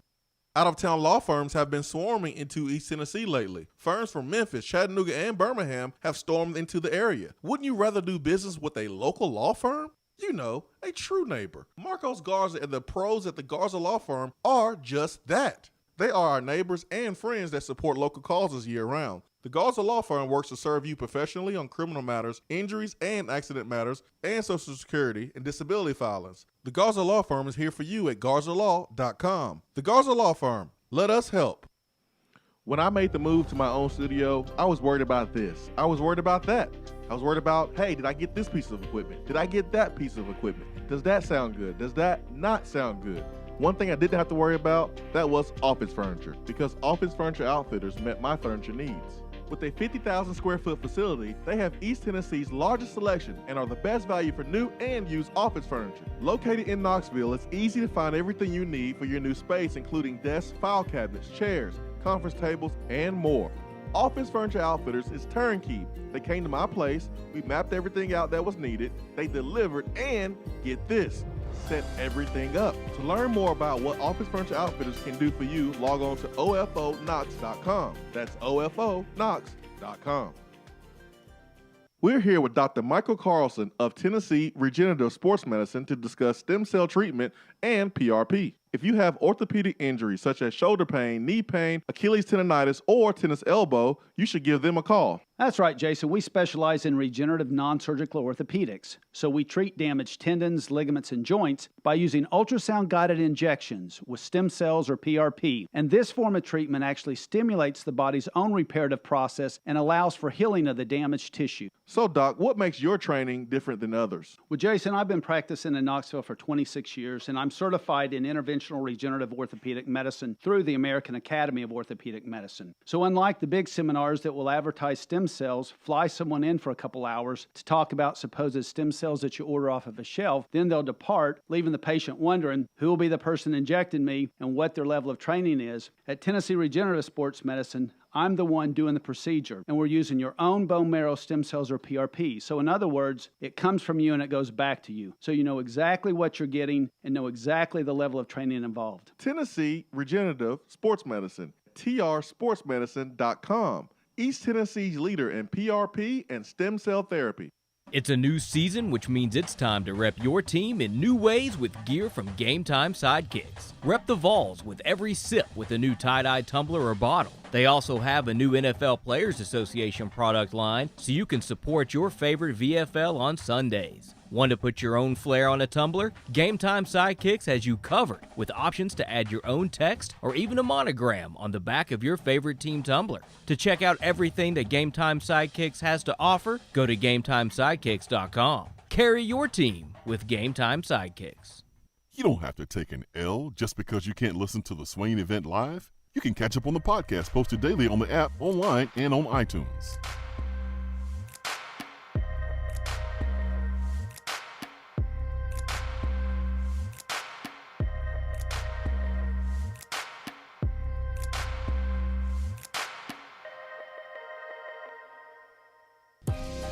Swain Event, fueled by Dead End Barbecue. Let's go to the Iris Networks hotline this morning. Ben McKee, Jason Swain, live here from the Low T Center studio. Let's get to C-Mac. C-Mac, good morning. Good morning, Swain. What's up, man? McKee. Hey, man. Another day, another opportunity to be great. I wanted to jump in early this morning on this incredible conversation. For the first time in a little while, I'm actually going to support part of Ben's argument. There's just one small caveat, Swain. Instead of talking about morals, I think where Ben should have came off from was for the love of the game. I think a lot of these coaches, young, old, or whatever, they no longer have the love for the game. All right? I think the times that we live in when it comes to recruiting, when it comes to this and that, man, it's going to be what it's going to be, you know? I think coaches have love for the game. I think they may not love where it's going. I think that's the big reason why Roy Williams retired. I think that now that's love for the game. But I'm gonna bring something back that you said in hour one. You said there is an SEC head coach that has these, what was the word I thought this morning when he was telling it? These predatory he instincts. loves to recruit kids without a father figure, man. Kind of What kind of disgusting blankety blank is that? Is that the love for the love of the game, or is that some predatory type stuff? You're using an advantage. I mean, it's no different. It's no different than you went to school with the high school coach. You have a relationship with the high school coach, so you're using your end. I mean, it sounds terrible, right? You're taking advantage of a situation where there's not a father figure in a young man's life, and so you are portraying, that you're gonna be that father away from home. You're gonna be that male figure that this school is gonna provide that type of support, and hopefully it's right. Like if it's right, if it's true, if it's truthful, then that's good. That's great. But it's not always the case, and so moms and grandmoms, single parent households, whether it's just dad or just mom, whatever. But when you don't have a village there to help a young man go through the recruiting process, they're easily manipulated. They're easily lied to. And then they get to school and then they feel bamboozled because they didn't pick the school for the right reason. So yeah, there's coaches in the conference that when they see only one person in the household, oh man, this is easy. We just have to win over one person. But when it's mom, dad, there's a high school coach, there's a mentor. There's more people that's going to help this young man make a decision. It's a little bit harder to come in there with that foolishness. This is where community, as you just said, it takes a village. This is where community organizations, whether that's a religious institution, a pastor, get my deacon down here. I need my deacon to come and, help me with this recruiting visit, right? Yeah. Speaking of high school coaches, Swain, and to bring truly all together collectively some things about these horses' asses y'all were talking about who formerly coached here. I read this very interesting article last night on ESPN. It was about some guy who used to coach at Hoover. I think his name is Rush Probst. Oh yeah, Rush Probst, man. So you remember that video that came out a couple of months ago about him talking about, Kirby and what he was doing and what Saban was doing? And oh yeah, he was very detailed in how he was laying out how Alabama and Georgia, cheats. Mm-hmm. You know what's crazy about that video that we didn't realize then that I think, now we know? Mm-hmm. What about it? The person that he was talking to, the guy's name is Nub Nelson, all right? In that video, the part that we didn't see was him asking Nub Nelson for said same money. And guess what? He ain't going to be coaching down in Valdosta no more. Definitely after a board vote not too long ago, 5-3, to make sure they didn't renew his contract. Tying this all back, he gave money. Let's see. Probst gave money to a couple of players. One of these players allegedly, let me say that, allegedly. Yeah, you got to say that part. Yeah, I got to say that part. Was a kid that, actually my daddy was telling me about, all right? My daddy down in Georgia, he ain't far from Grayson High School, and he said, man, there's this kid playing quarterback. Who's this kid? That Garcia kid who ended up signing to Miami. At first, when he moved from California, he went and played for Russ, asking for, about 8 stacks a month for him and his daddy. It says Nelson accused Probst of wanting $2,500 a month to pay rent and other expenses after Garcia and his father moved from California to Valdosta. That Nelson also said during the deposition that Probst was seeking $850 a month to pay expenses for quarterback Amari Jones, who relocated to Valdosta from the Atlanta area. A handful of players, including wide receiver Ty Sanders, followed Probst to Valdosta from Colquitt County. Man, Probst out here like the high school version of Blue Chips. Bro. No, he passed that because, we got to go back. Oh, boy had, at the same time, he had 2 families at the same time. Like, bro. Rush Probst ain't playing no game. That sounds stressful. No, Where's the love at for the game? He's Where's the playing love a game, at for the just a game? deadly game. That sounds stressful right there, man. That sounds too stressful. That's unnecessary and unneeded. I'm doing good. Like to keep up with one wife. Man.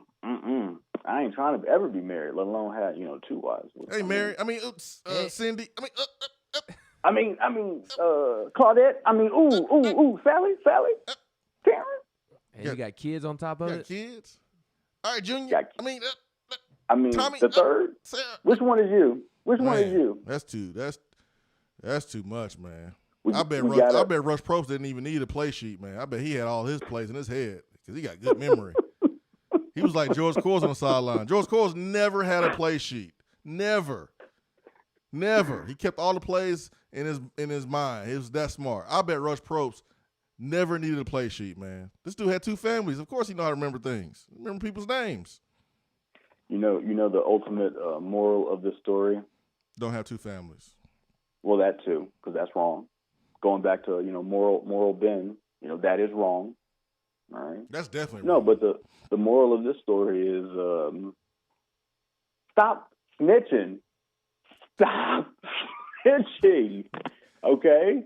Because, by way of you snitching on other people, you got snitched on. So, if you're going to do dirt, don't worry. What do they say? The things that are done in the dark is ultimately going to come to the light. That's correct. They're going to keep doing these. I just hope it gets back to a place where, it is truly, it'll never be like this because it's going to be a business. So, always taking, at least for me moving forward, it's always going to be me taking sides with the players. And I hope as this progresses, they understand that this is a business. Allow them to build their brand, allow them to go get their bread. Because I've said way too many times how much I hate the fact that we put more coaches in the league than players. Last but certainly not least, what's today, Wednesday? Tomorrow the draft, right? Tomorrow's the draft. Trey Smith, holla at your boy. Man, first round talent, baby. I hope he's first round, but I haven't just not to the Bears. God, please, not to the Bears. Who's your team, C-Mac? Come on now. You've been to the Broncos. No, the Titans, baby. No, okay, Titans. All right, cool. No shade towards Titans. I like Titans. No shade. But I just don't want Trey to waste those first couple of years, those first 4 or 5 years, trying to protect the Red Rocket. Waste. Talking about, man. Yeah, that'll be a waste. It would be a waste. Yeah, it would. Learning experience for the waste. You know how much good that Trey Smith can do in Chicago, man? That'd be awesome. No, we don't need Chicago to ruin another VSL. Hey man, quarter passing was awesome there. I was talking about you. Who you talking about? Me? No, yeah. It wasn't Chicago. It wasn't Chicago's fault. Hey man, I love y'all. Y'all have a wonderful Wednesday, man. Be easy. All right, see you, man. Utah Vol says, how many burner phones do you think Rush Probst has been through? Oh man, he has a whole drawer. He has a whole drawer. You know those phone numbers that they call you, telling you that your car, your car, your warranty on your car is out? Ben, how many calls do you get a day like that? One at least. Dude, they're so annoying. So annoying. So annoying. I got one yesterday. Blocked. 614 number. I don't know anybody in Ohio. Anniston, Alexander City, Gunnersville, Alabama. They think they slick. You do have Swains from around there. They think they slick. Sheffield, Alabama. They think they slick, man. They think just because I have a 256 area code, they're going to call me from a 256 number selling me some car warranty. Blocked, reported, delete. But I bet Rush Probst got every area code in the country. Rush Probst might be on the Ludacris area codes remix. And for multiple reasons. He might be on that song. Dual reasons why Rush Probst might be on the Ludacris area code remix. God, what a great song. Nate Dogg was such a treasure. Still is, man. No one drops the hook like Nate Dogg. Who's on the phone? Dave Tona. Dave Tona, good morning. Dave Tona. Good morning. Good morning, good morning. How are y'all? Good, man. How are you?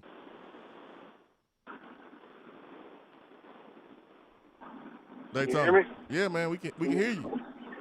Okay. So that situation with the quarterback that he was just talking about, Garcia, Mm-hmm. that is a little.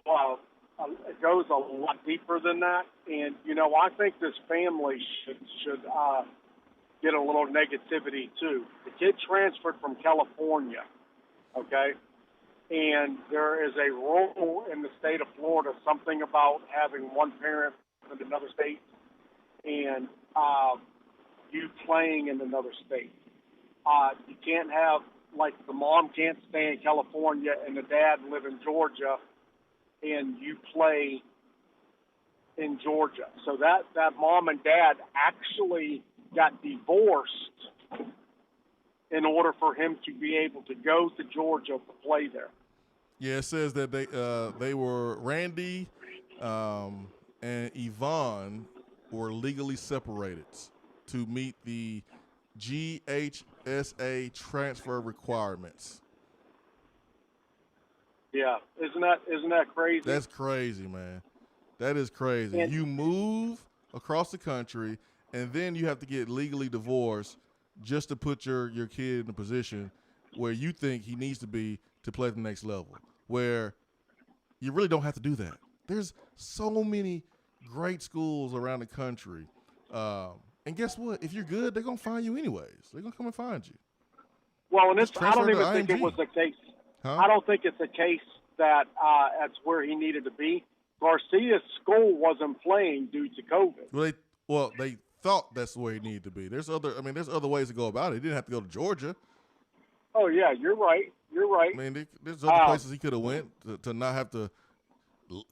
Dad and mom had to legally divorce or legally separate. It's crazy. In a way, I'm kind of like, I do understand, man. You do whatever it takes for your son. But another part of me is like, do you really have to do all of that? Is that necessary? So I'm a little conflicted on that. Yeah, and the situation with the kids leaving Colquitt County to go to where Russ was coaching, that's just right around the corner. That's the distance of like Knoxville to probably not even Gatlinburg. They are two major rival schools that used to be very strongholds of powerhouse football for high school football in the state of Georgia. So I mean, I see them transferring from Colquitt County to Waycross. It's just right down the street. But did they receive benefits? They may have, but that's probably why it went down to $850. Yeah. But yeah, and Daytona, like, we think this stuff is like just going on in major college football. Man, this stuff is going on in high school, and not just at powerhouse programs in Georgia and Texas. It's going on everywhere. Your hometown, Ben, my hometown, Ben, listeners' hometown. It's going on everywhere. The need to win and the willingness to do whatever it takes to win, man, it's unreal. You got high school players right here in Knoxville putting out a statement talking about they transfer in high schools. Right here in Knoxville, you got rules being broken.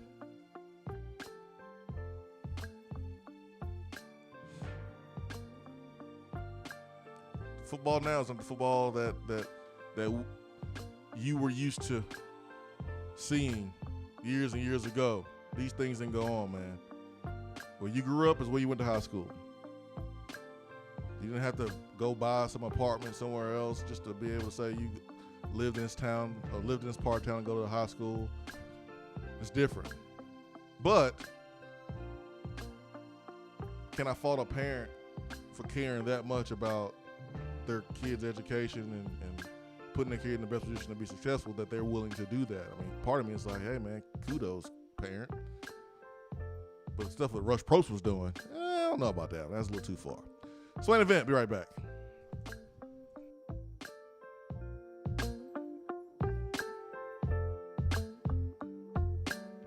what is coming up on the Swain Event. Top 100 Barbecue restaurant Dead End Barbecue is a no-brainer when you are craving the smoky flavor of quality Q. Dead End makes it easy to enjoy their fantastic menu with online ordering from Chow Now for pickup. Or if you don't feel like leaving the house, then have Dead End Barbecue delivered right to your door by Loco Knoxville or Bite Squad. There is no better restaurant in town to enjoy the madness of March with. Cheer on the Vols and the Lady Vols with the best barbecue around. Check them out online at deadendbbq.com. Dead End Barbecue, the search is over. Hey there, Swain Event listeners. I'm excited to share my new Keller Williams Realty app so you can tour homes without leaving yours. Not only can you search for homes in specific areas and neighborhoods, you can also have access to real-time market snapshots on stats like average home price and days on market, plus commute times from your office, school zones, and much more. Download my app today and get the most accurate information on buying, selling, and investing in real estate in your area. Just search for the Keller Williams Realty app and click on More in the lower right-hand corner. Type in Jennifer Morris in the Your Agent search bar, then save and you're set. And as always, feel free to reach out at 865-257-7897 or email me at jennifermorris865@gmail.com. Is that as low as you can go? Okay, thank you.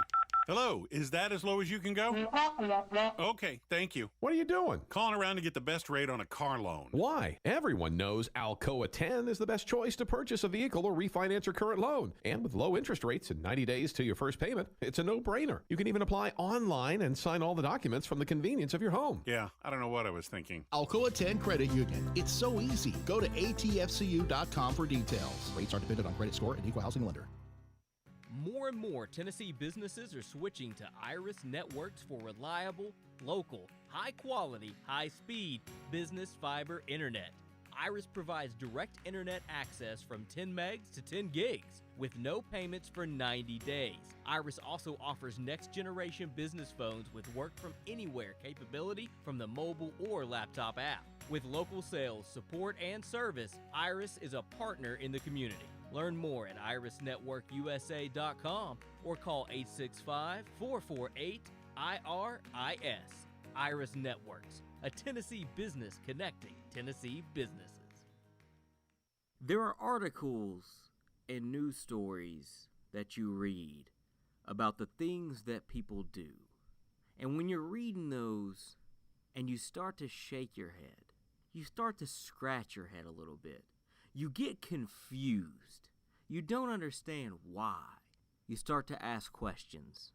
But really, there's only one question that matters. What is that question, you may ask? For what?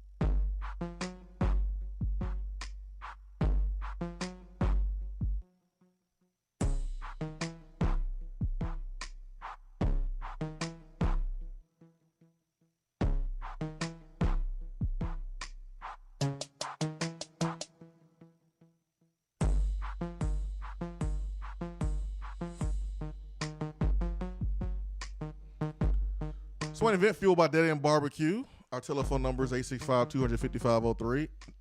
Iris Networks hotline, 90 days, no payment for business internet. Ben McKee, Jason Swain, right here from the Low T Center studio. For what time? What you got? I am giving the NCAA for what today? Another one? Yes, another one. The NCAA extended the contract of Mark Emmert through 2025. That was announced last night. His contract has been extended through 2025. He has served as the NCAA president since November of 2010 and had been under contract through 2023. Here's where the for what comes in. The NCAA announced the extension within a news release that included other action items from the board, including a commitment to modernize rules around name, image, and likeness. So the NCAA put out a tweet yesterday announcing these changes that they have made and these commitments that they have made. 11 hours ago at 9:06 p.m., the NCAA at Inside the NCAA tweeted out, Board of Governors reaffirms commitment to updating name, image, and likeness rules. Now, Swain, if you saw that tweet, would you think anything of a Mark Emmert contract extension? No, I wouldn't, man. I wouldn't. What I thought was, oh, they doing this because they don't have a choice. They about to get big boy into doing it by Congress, and they're trying to make it seem like they thought of the ideas themselves, and they are deciding to move along with the times. No, you are forced to. Correct. But if you click on the link, it talks about board reaffirms commitment to updating name, image, and likeness rule, and it talks about it. You scroll down and you see campus sexual violence policy and the board accepting recommendations by that task force to improve campus sexual violence policies. You scroll down a little further and there's a headline, Kaplan, Hecker, and Fink. The board received an update. This has to do with gender equity issues in connection with the NCAA focusing on championships. And then you get down to other business. Additionally, the board voted unanimously to extend NCAA President Mark Emmert's contract through December 31st, 2025. So I'm not necessarily giving the NCAA for extending Mark Emmert. The fact that you had to bury it in other business in a press release about name, image, and likeness rules, in a tweet that says Board of Governors reaffirms commitment to updating name, image, and likeness rules. No mention of Mark Emmert and a contract extension.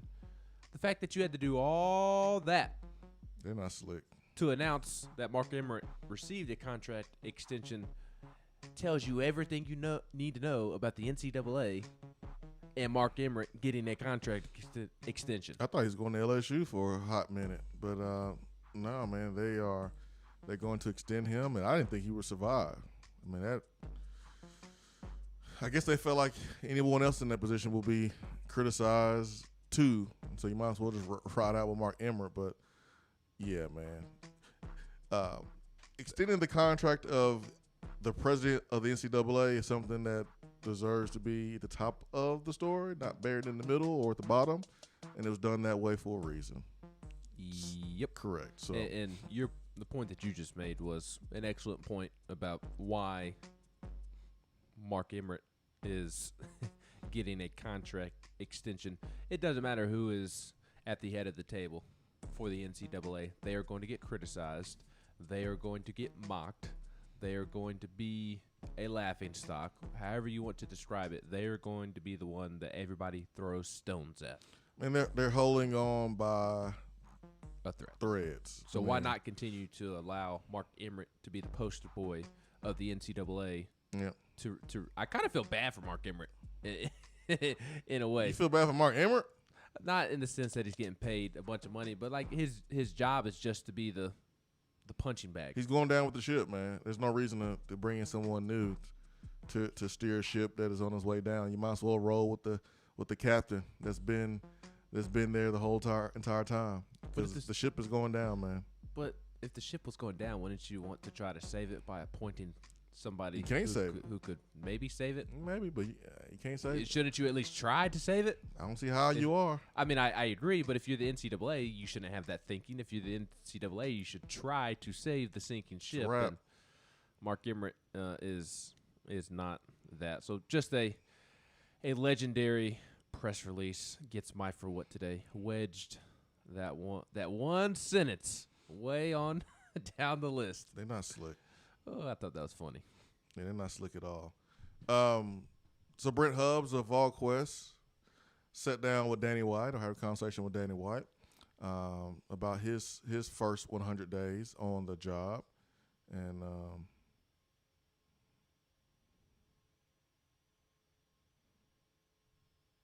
here's the thing I want to point out that Danny White said. You know, we had a conversation to start the show about neutral site games. And no one's a big fan of them. I didn't see anybody that was excited about that. Maybe people that live in Charlotte, but home and homes are certainly better. And we know that neutral site games generate income for the two universities.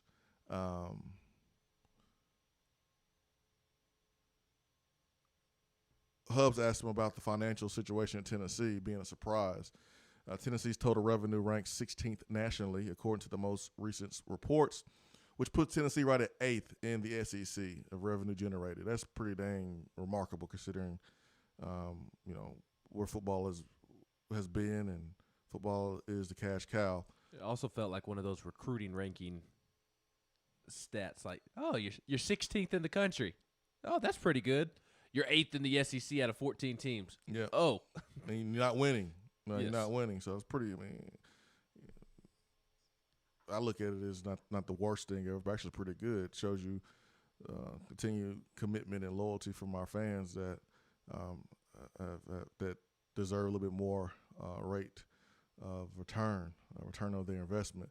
But Danny White says, going from Buffalo to Central Florida, I thought, holy cow, what am I going to do with all that?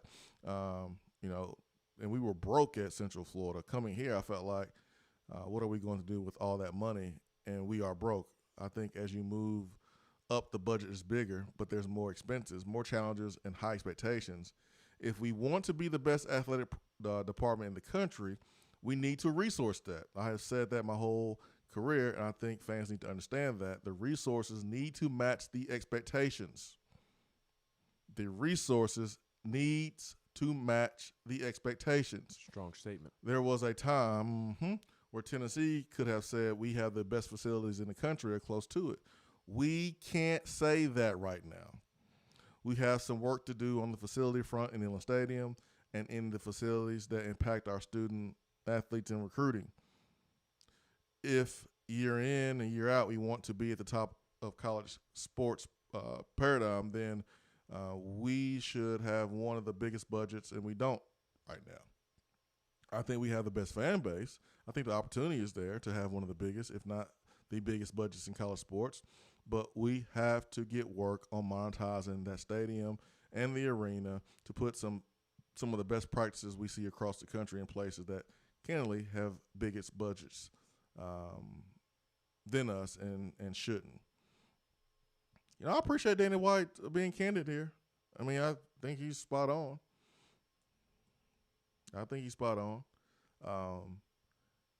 And I wonder, I wish the stadium that needs more work than any other stadium on campus was mentioned. But I think he understands that needs to be handled. But the biggest revenue generating sport is football. So, I don't have a problem mentioning football in the Inland Stadium. But baseball is the one that needs it the most, for sure. We need it the most. But again, gotta take care of the cash cow as well. So, go to VolQuest.com and you can check out that sit down with Danny White. It's pretty good. Talks about the NCAA investigation. Yeah, it's good. He basically said it's still ongoing. Mm-hmm. Tennessee's trying to be very thorough, so still going on. No answers on that, but I'm not going to steal VolQuest's thunder or Hub's thunder. I mean, you got to go on there and see this article for yourself. But this is why I saw the positives in bringing in Jeremy Pruitt.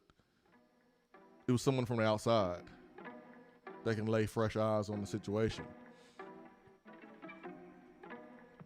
Danny White, Chancellor Plowman, Josh Heupel, they're all from the outside. And they're coming in and they're going, whoa, no bias, just laying my fresh eyes on this, on this program. This is what I see that needs to be done. And no one has embraced the challenge like Chancellor Plowman. Man, I saw Chancellor Plowman every turn talking to a former player. And just looking at the body language, former players letting her know like what needs to be done, what's the problem, and she was listening. Like, she was engaged, she was listening. So, good stuff from Danny White. Hour 3 coming up.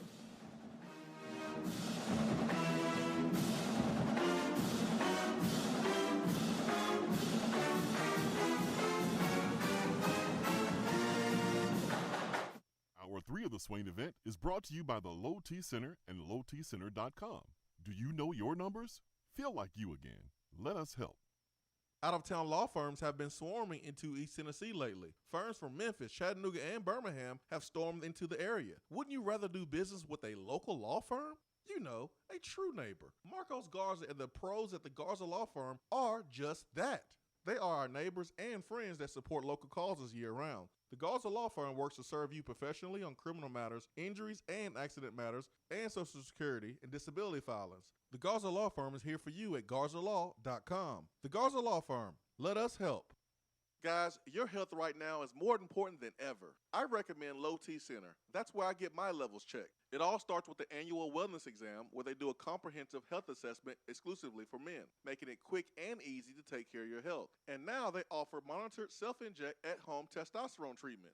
Most insurance is accepted. Go to lowtcenter.com now to book your appointment and make your health a priority. Low T Center, reinventing men's healthcare. It's a new season, which means it's time to rep your team in new ways with gear from Game Time Sidekicks. Rep the Vols with every sip with a new tie-dye tumbler or bottle. They also have a new NFL Players Association product line, so you can support your favorite VFL on Sundays. Want to put your own flair on a tumbler? Game Time Sidekicks has you covered with options to add your own text or even a monogram on the back of your favorite team tumbler. To check out everything that Game Time Sidekicks has to offer, go to GameTimeSidekicks.com. Carry your team with Game Time Sidekicks.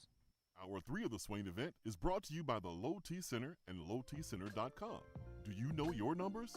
Feel like you again. Let us help.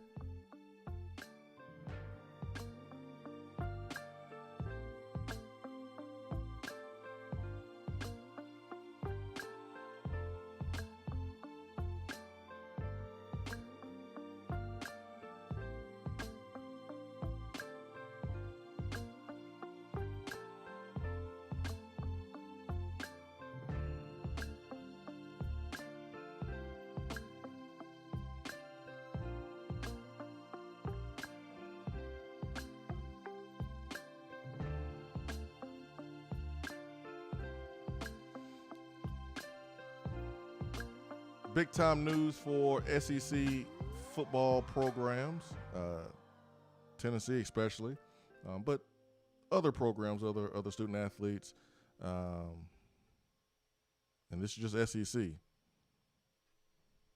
just the SEC. But the SEC will not require fully vaccinated individuals who are asymptomatic to participate in the league's surveillance testing programs, according to an updated version of its COVID-19 protocols. So meaning, if you are fully vaccinated and you come in contact with someone with COVID-19, you do not have to quarantine.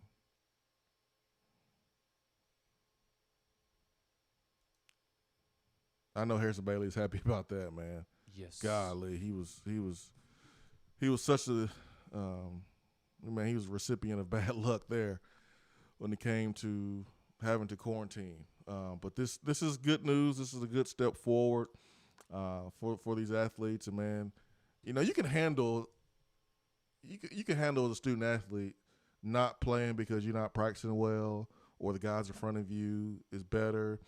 You got in trouble. Your grades were not on point. That's something that you did to not be able to play. But trying to do everything right, and then you have to sit out. Mentally, man, that can get to a player. That's a level of stress, a level of anxiety that I'm pretty sure every football player, every athlete, basketball player in the country was facing. That's tough.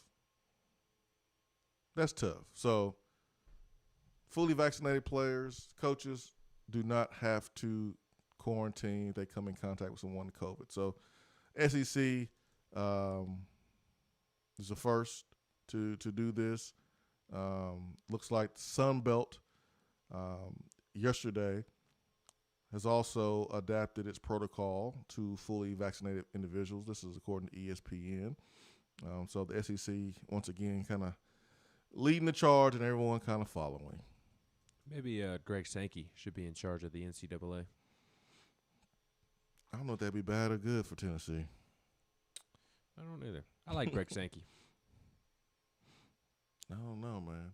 I know when Mark Emmert became the president, it was really good for LSU. It's been great for LSU, right? Where did Greg Sankey go to school? Did he go to Alabama? I think he's from up north. He is. He was. Well, I don't know. New York area. He was born in New York, in Auburn, New York, but I don't know where he's from. Oh, master's degree at Syracuse. Where he spent most of his life. We need to do a deep dive in there. Probably. Was he an Army brat? No. Well, he worked on. Well, I don't know. I want to say he's like bounced. He was a commissioner of another conference before his time working in the SEC, and he worked under the former SEC commissioner who recently passed away. His name's slipping my mind. Bud Kramer? No, No. Bud Kramer. Bud Kramer. No. Golly, I'm looking right at his face. I am too. Oh, man.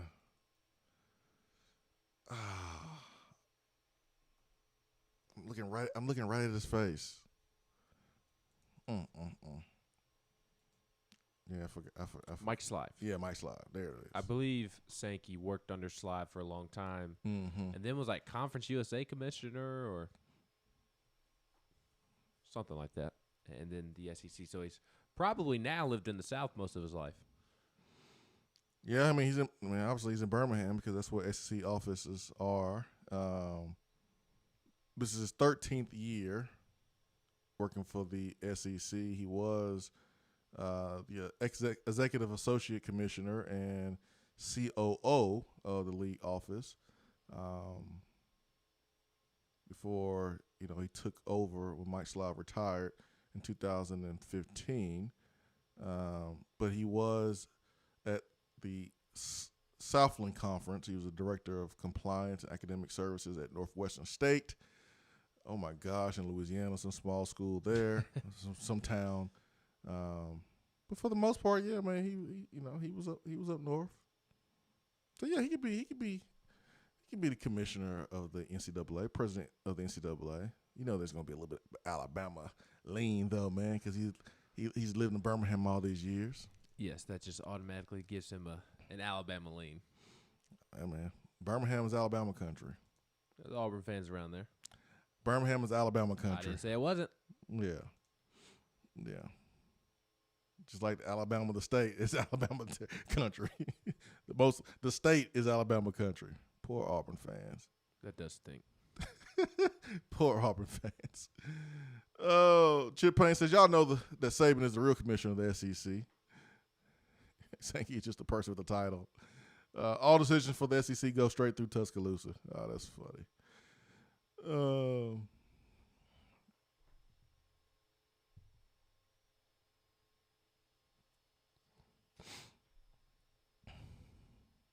Eddie in Charlotte says, I'm blown away that not only was Emmert not fired, but he was extended. I know, man. It's crazy. Joey Outlaw, could we see Coach run a 2-quarterback system or something similar? Woo!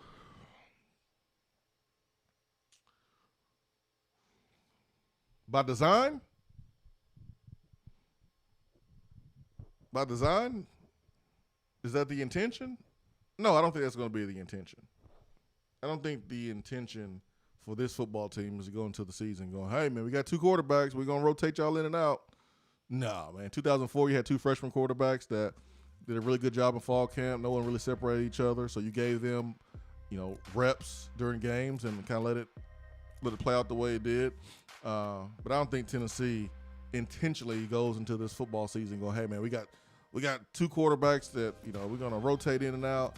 If you're rotating guys in and out, it's because somebody has not lived up to expectations.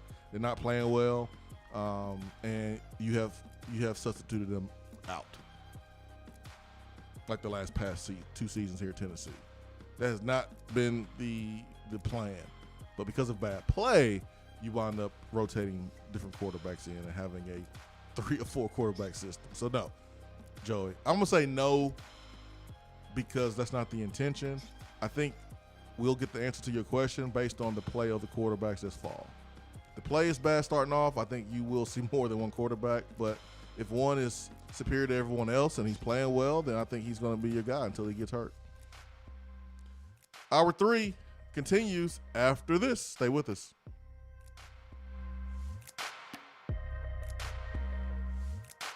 Hour 3 of the Swain Event is brought to you by the Low T Center and lowtcenter.com. Do you know your numbers? Feel like you again. Let us help.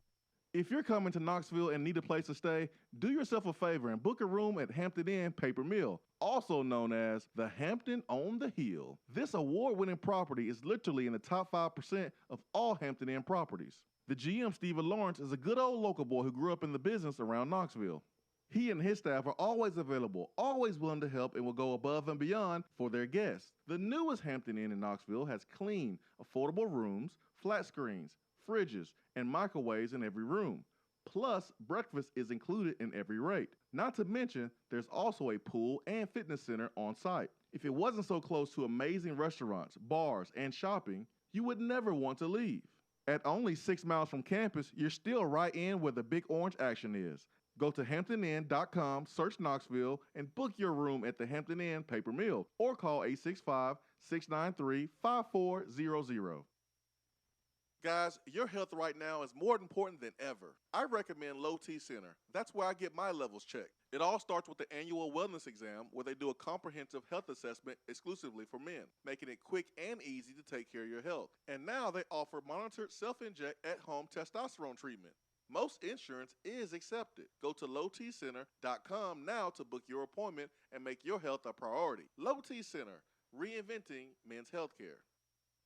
Good morning, Swain Event family. As you already know, I'm your go-to realtor when you are considering buying, selling, or investing in East Tennessee real estate. But did you know I can help all of you listeners in other parts of the country? No matter where you're listening from, there's a good chance I have several Keller Williams real estate partners in your area. I've developed relationships with realtors I know I can trust to help you with your needs. So give me a call, Jennifer Morris, Keller Williams Realty, 865-257-7897, or email me at jennifermorris865@gmail.com. JC's Tree and Landscaping Service specializes in quality tree work done at an affordable price. Trimming and removing trees are their specialty. They also offer other services like land clearing, stump grinding, crane services, and all of your basic landscaping needs for both commercial and residential. JC's will give you a free estimate and beat any written quote by a competitor to guarantee that you get the lowest price around. Don't risk your land with a fly-by-night service. JC's Tree and Landscaping is licensed and insured. Give them a call at 865-599-3799. More and more Tennessee businesses are switching to Iris Networks for reliable, local, high-quality, high-speed business fiber internet. Iris provides direct internet access from 10 megs to 10 gigs with no payments for 90 days. Iris also offers next-generation business phones with work-from-anywhere capability from the mobile or laptop app. With local sales, support, and service, Iris is a partner in the community. Learn more at irisnetworkusa.com or call 865-448-IRIS. Iris Networks, a Tennessee business connecting Tennessee businesses. Home service problems occur, even at the most inconvenient times, like during a health crisis. And Hiller is always here to help you 24/7. As people are social distancing and staying at home on workdays, it's an easier time to take care of home maintenance items that you feel are necessary. And we've put new safety precautions in place, like wearing gloves, avoiding physical contact, new sanitation protocols, and limiting time in your home. We're here for you.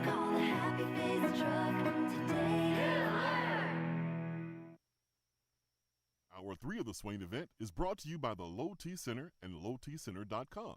Do you know your numbers? Feel like you again. Let us help.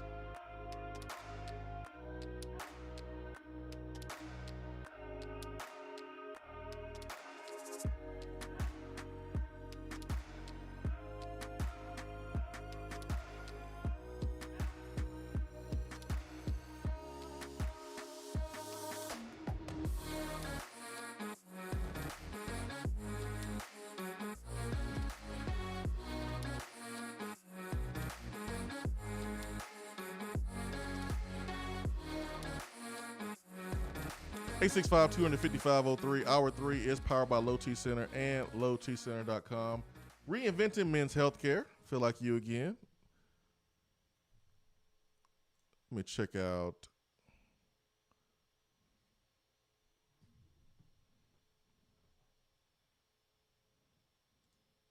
Triple OG says on YouTube chat, Pruitt was being a swamp donkey douche canoe. Sorry, what? I don't know. Donovan says, I think Maurer leaves. I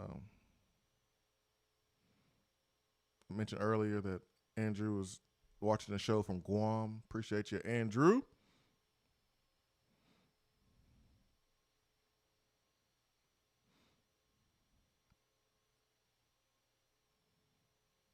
Someone believes that Coach O is going to be done. Yeah, I think Coach O might be a little bit of trouble. He better win a lot of games. That's all. John K said, I know the Swamp Donkey comment was Triple O. Oh, you better believe it. No one says Swamp Donkey except for Triple O. Nobody. That's his thing. NC Vol says, Swain, give me hope. Can this defense at least be middle of the pack in the SEC?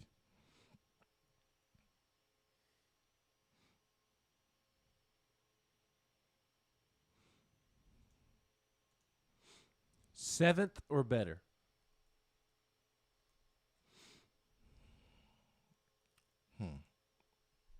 Around seventh in the SEC in terms of total defense. Total, 6th, 7th, 8th, somewhere in there. Total defense?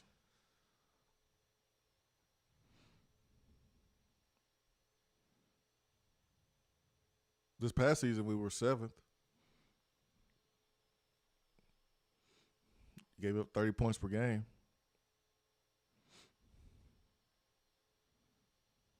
Florida, Mizzou, Arkansas, LSU, South Carolina, Vanderbilt, Ole Miss was worse.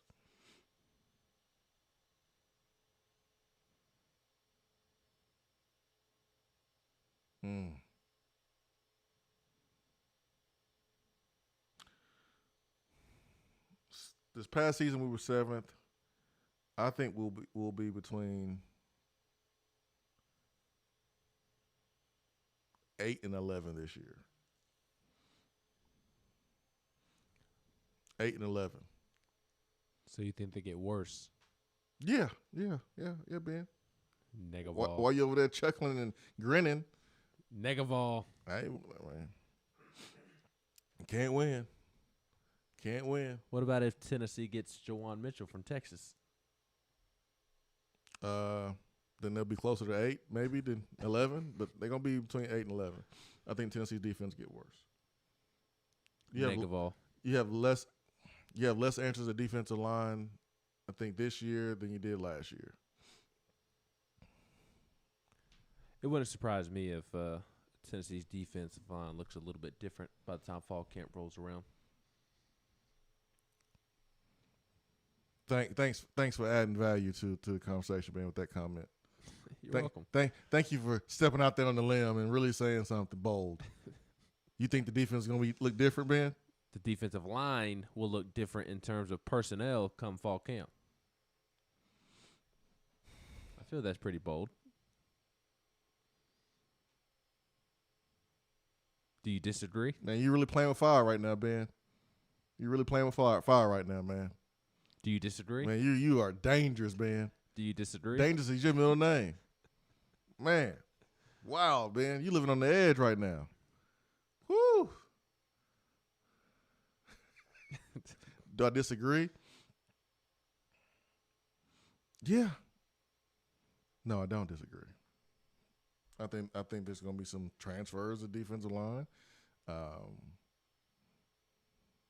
Hopefully coming in, but hopefully more coming in and out. But yeah, I'm not high on the defensive line on the personnel. I'm high on the coach. But I'm not high on our defensive line. No, I'm not. That's all I'll say. I ain't letting you get me in trouble. I know one thing. I know you're trying to do, Ben.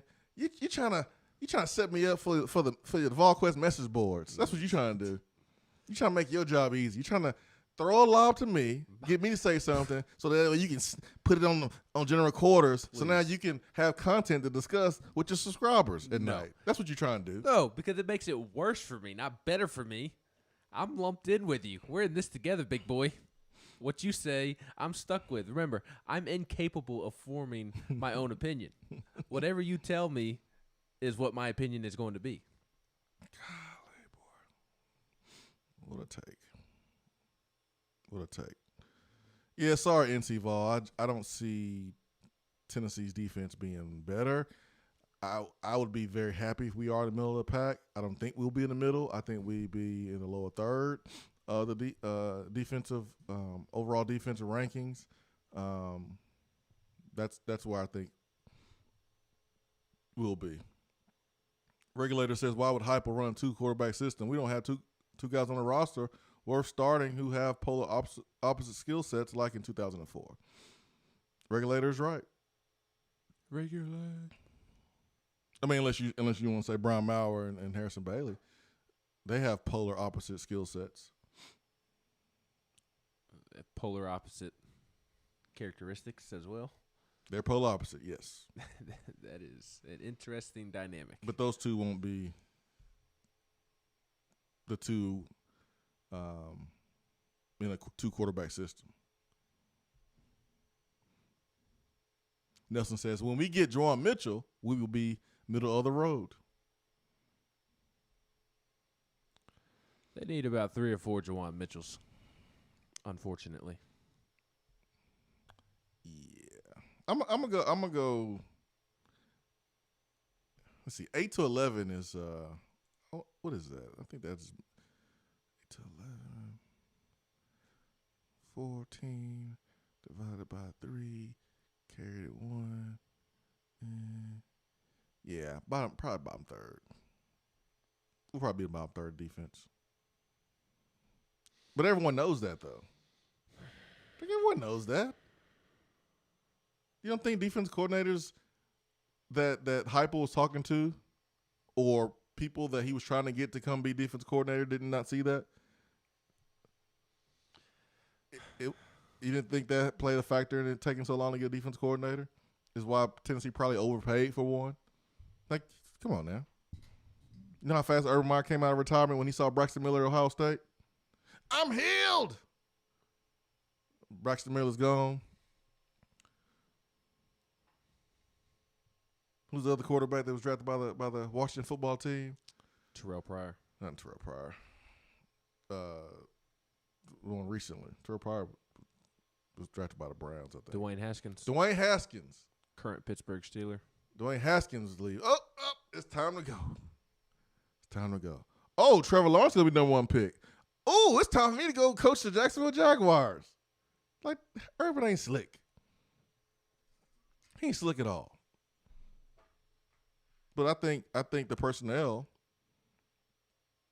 had a lot to do with why it was tough to get a defense coordinator.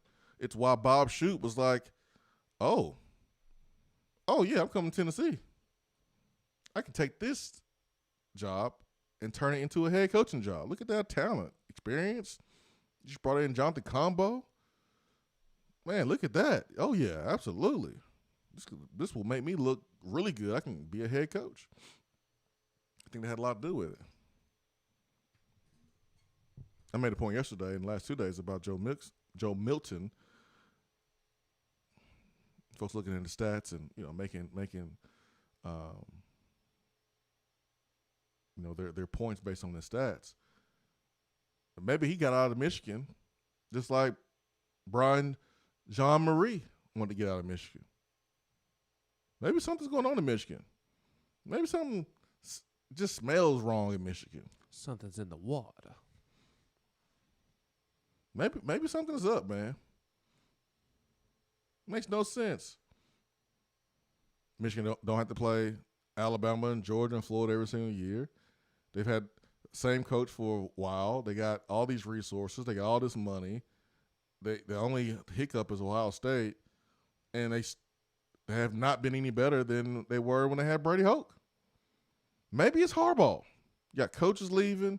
One of the hottest assistant coaches in the country, and Josh Gaddis, who he's an Alabama receiver coach. Josh Gaddis with James Franklin and Vanderbilt, then went to Penn State, had success at Penn State, had success at Alabama. Now he's offense coordinator in Michigan. And what's going on? Maybe it's Harbaugh, man.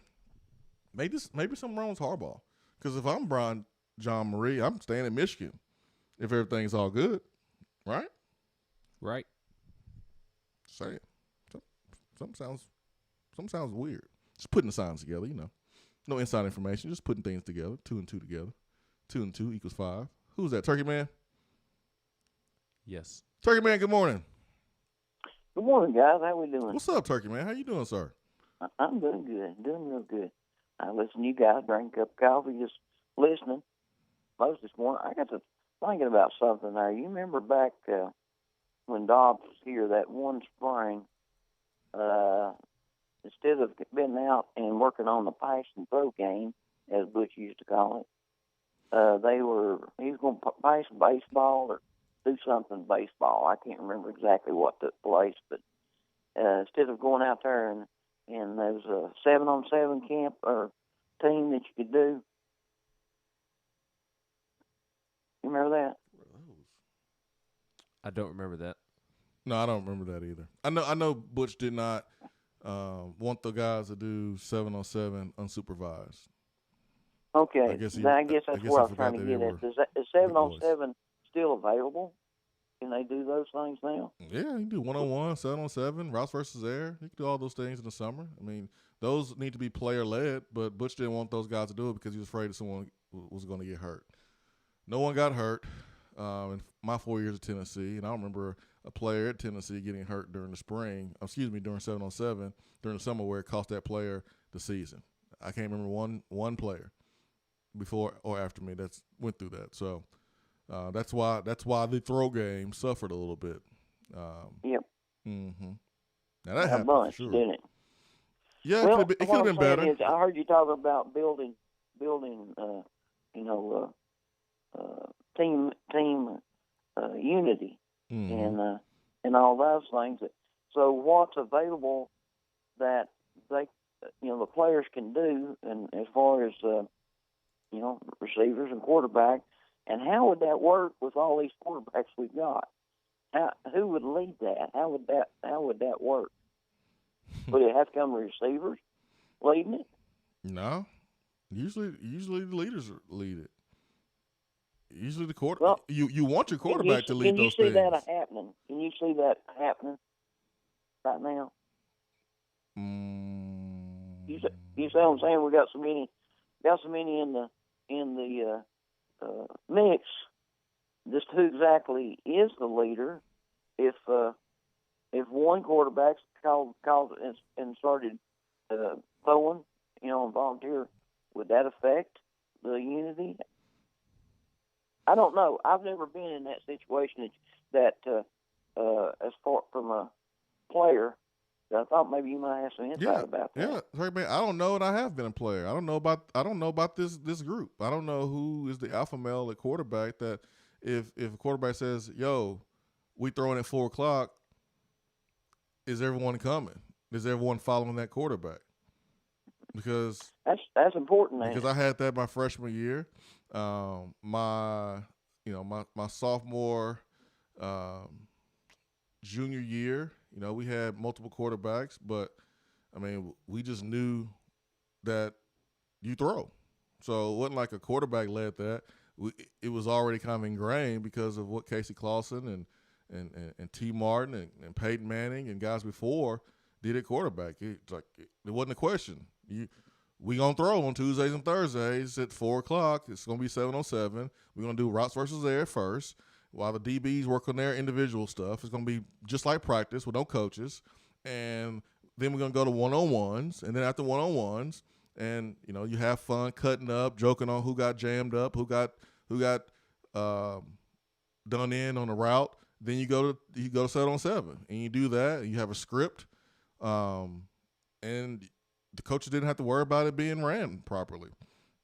That's kind of what happened. And then somewhere along the line, it kind of got messed up. So I don't know what quarterbacks. I don't know the personality of Joe Milton, and I don't know right now who's if Hendon Hooker says, "Hey, we throwing it 4," will everyone say yes sir and show up? I don't know who the alpha male is. I think it's Harrison Bailey. Harrison Bailey has the best arm in that room. He's the best quarterback in that room.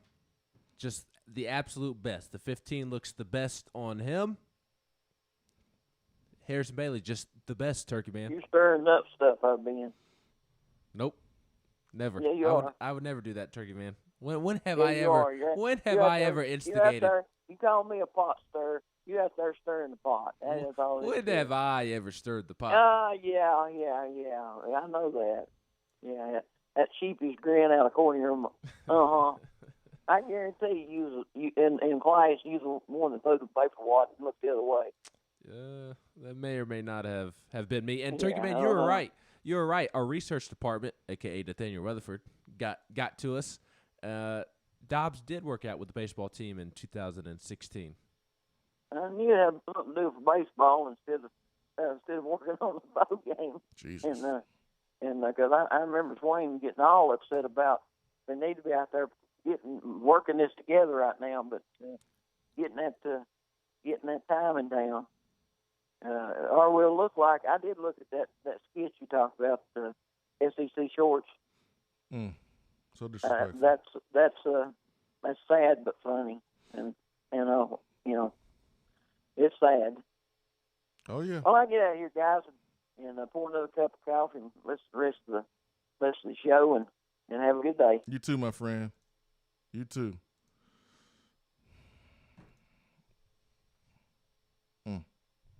I am a Harrison Bailey Stan account now. What does that mean? I am Harrison Bailey's hype man from here on out. I am determined not to end up on the message board again because of you. Man, damn that message board. Like I said, we're in this together, big boy. What you say, I'm associated with. What I say, you're associated with. Hey, man. I need to put something in my Twitter bio that says, I am not associated with anything that comes out of Jason Swain's mouth. I am my own person. My thoughts and tweets are my own. Is that what you need to say? Yes. My opinions are not those of Jason Swain's. I am not riding his coattails. That's why I need to change my Twitter bio too. Goodness gracious. Or I'll just put it on a header so I can have a bio and I can have the header. That way when people click on my Twitter account, they can see in the header that my thoughts and opinions are my own and Jason Swain is not forcing me to have those same opinions. I got an idea. How about you call a spade and be fair and keep it real and those that don't appreciate it or like it can kick rocks. Yeah, I've adopted that. If they want to come up with their own narratives because it doesn't agree with theirs, they can kick rocks. That's my approach. That's my approach. That's what I've been doing. I'm gonna keep doing it. I think you should. But I'm not employed by a website that has to. I have to deal with it. So I get to deal with 2 Twitters a day. I get to deal with actual Twitter and then the message board version of Twitter. But for the most, only one person has made a comment to me.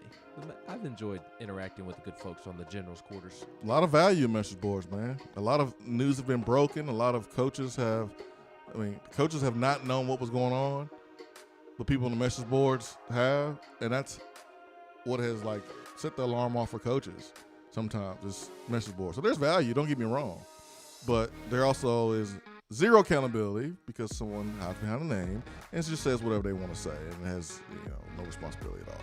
That's the problem with message boards and social media too. It's time to take a break, man. There's music playing. Swain Event.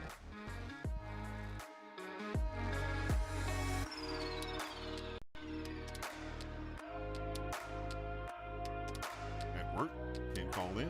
Don't feel bad. You can talk to the guys in the text box, part of the free Swain Event app.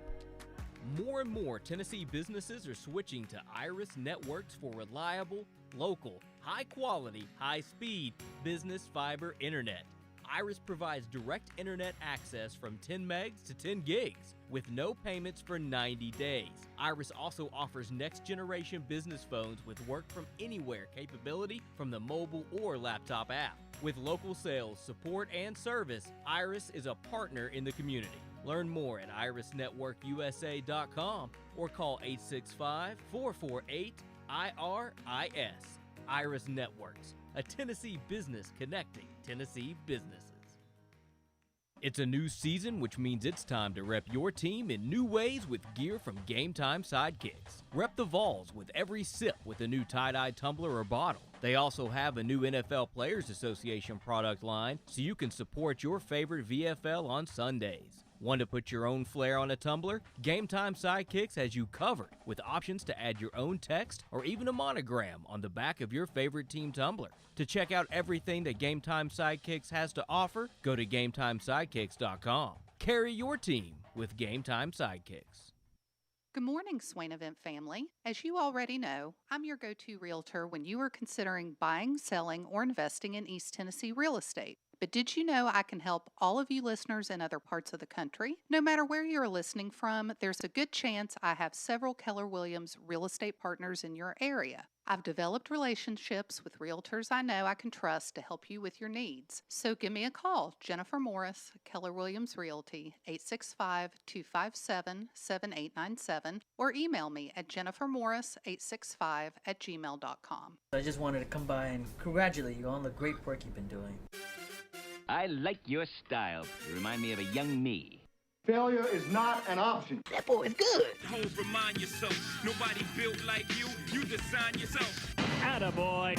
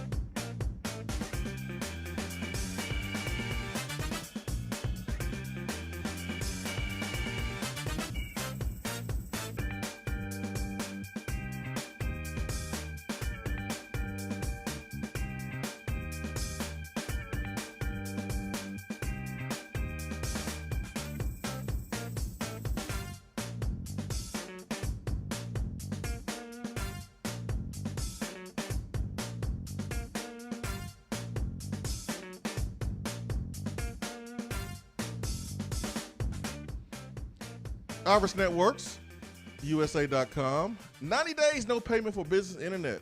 Businesses, reliable. Keyword, reliable. You know what you're going to get. You know what you're going to get. You have a Zoom meeting. We need to transport a ton of files, big files. You need internet speed. Reliable. It's local. Very high quality. Customer service is on point. They're a local business. They're a Tennessee business, so they know what it means to grab hands with their neighbor to help them be successful. They're a Tennessee business for Tennessee businesses. That's irisnetworksusa.com. 90 days, no payment for business internet once you start with Iris Networks. And they sponsor Attaboy here on the program. And my Attaboy, I just sent it to Josh Dawes, man. I think Dawes will get a big kick. Outer scenes are navigating the challenges of middle school. At the age 12, Alina Anna Lee has already earned her high school diploma at 12, and she is set to attend Arizona State University. Gracious. Astronomical, planetary science. Employ her extraordinary skills to build rovers like the one seen that was sent to Mars on missions. This girl is freaking amazing. By the time she's 16. Oh my goodness. So that's my atta girl for today. A day after he viral in which he told his father about the feat, he's still having difficulty grasping 70,000 miles in a 2010 Honda Accord over the past several years, chasing his golf dreams, made it into the $6.9 million Valspar Championship when he holed a 20-foot birdie putt Monday in a sudden death playoff to gain the last spot in the field. Vasaki, 27 years old, will tee it up Thursday morning at 9:07 a.m. at the Ennis Brooks Copperhead course, about an hour north of his home in Sarasota. Asked why he believed his story resonated so much, he again got emotional during a conference call with reporters, saying that, quote, just a lot of people give up on their dreams, probably because they can't afford it, but I've been lucky enough to be with my parents and be able for them to help me out sometimes to keep living it. So Michael Vasaki made a 20-foot birdie putt on Monday in a sudden death playoff to gain the last spot in this weekend's field at the Valspar Championship, which will be his first PGA Tour event that he participates in. He is a former college player at UCF, has toiled on various mini tours, which are glorified gambling events. You put up an entry fee with only a few spots, getting paid enough to come out with a profit. In essence, you're playing for your own money. Before this week, Vasaki's only other foray into PGA Tour golf was on the developmental Corn Ferry Tour, where he Monday qualified for the 2018 KC Golf Classic and tied for 27th. His payday, $4,590, which was among his best of the year. He said he made approximately $68,000 that year playing in various golf tournaments, but given $400 to $500 entry fees, travel, food, caddy fees, there wasn't much left. But now he's going to be playing for $6.9 million this weekend. Wow. As he participates in the Valspar Championship. So there's a viral video, as I mentioned, of him calling his dad and just getting real emotional, telling him that he made it to the PGA Tour. So really cool video that made it around social media the last couple of days. So big shout out to Michael Vasaki. I hope he wins it this weekend. Me too, man. Getting a little dusty, man. Think about that, dude. The sacrifice, the patience you got to have, man. Just following your dreams. Having people around you tell you you're wasting your time. Come on, man. Do something else, man. Do something else. Do something else. And you ignore the people that you're closest to because you believe in what you believe. And then it all works out. And then those people go, I told you. I knew you could do it. It's usually what happens, man. Yep. Usually what happens. Anytime someone does something great, there's always that period where people doubt you. People tell you that you're crazy. Man, you can't do that. You can't do that, man. What? You gonna invent a telephone? You gonna invent the plane? Internet? You gonna try to compete with Nike? No. And then you do it. And then people believe in you. People jump on board, man. It's a pretty cool process that takes place. Pretty cool process. Yep. Two years ago, he missed qualifying by one stroke by one shot. He lost a ball on the 17th hole, the final round of an event that would have gotten him to the final stage of the qualifying tournament, assuring him status, and he missed it by one shot. Hey, man, this is the time of the year where we're going to see a lot of that, right? Because this is the NFL draft, starts tomorrow. You're going to have the first round, and then you're going to have the next 2 rounds the next day, and then Saturday is the rest of the draft. And there's going to be some guys that won't be drafted because they were told indirectly that they wasn't good enough to be drafted. They were told they weren't good enough. They didn't get drafted. And that's the motivation that they need to go on and be great. So just let me be great. Shout out to Jay-Z. I hope that ain't any of our players. I hope our players are drafted. But here's the thing about playing in the SEC. You're prepared each and every Saturday, each and every day to play at the next level. You really are. So you can make it. You can make it. 865-255-03. Be right back.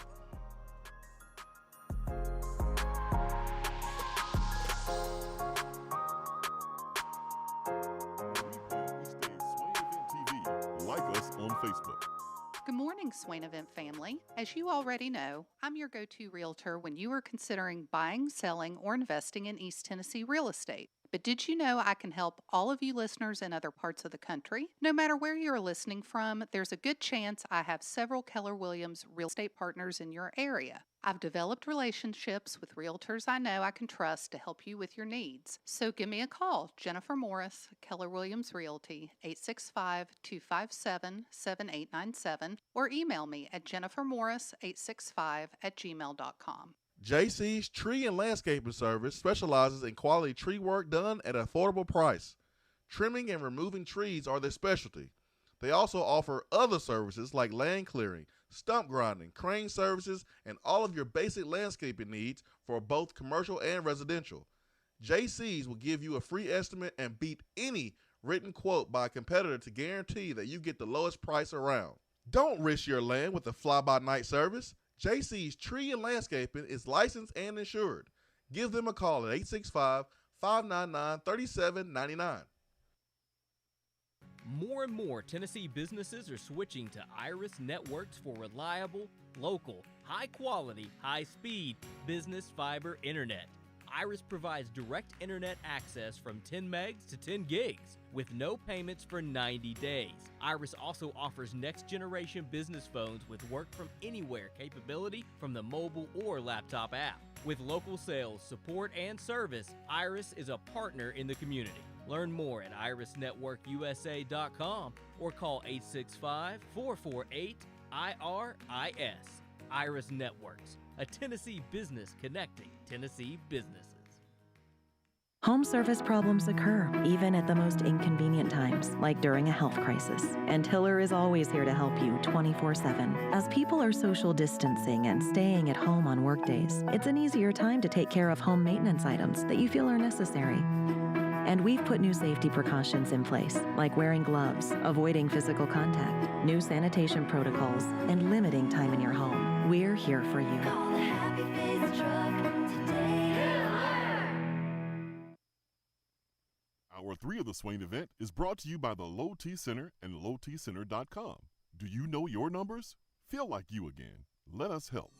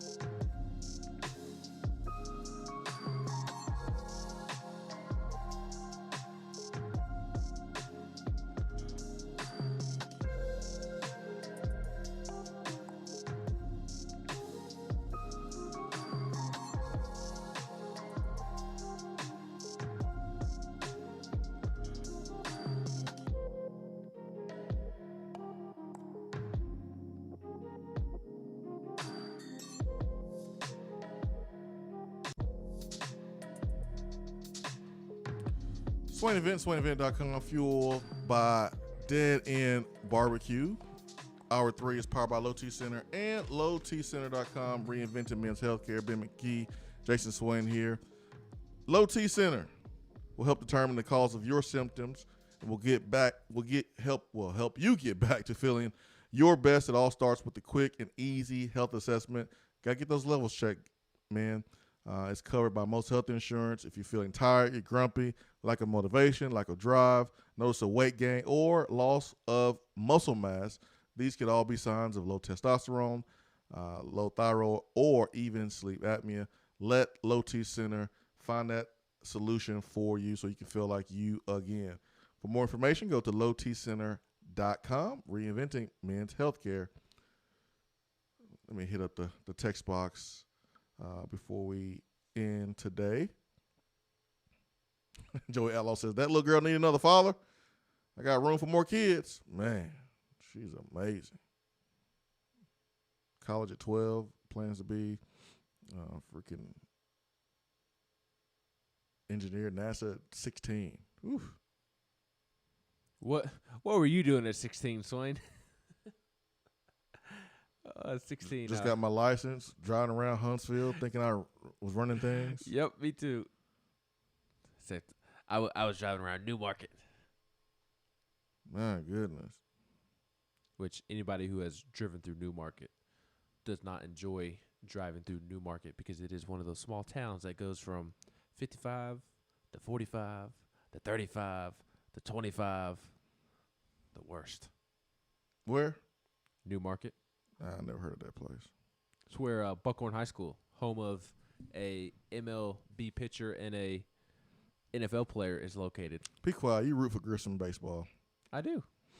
They're playing Hewitt Trustfield this weekend on Friday, first round of the playoffs.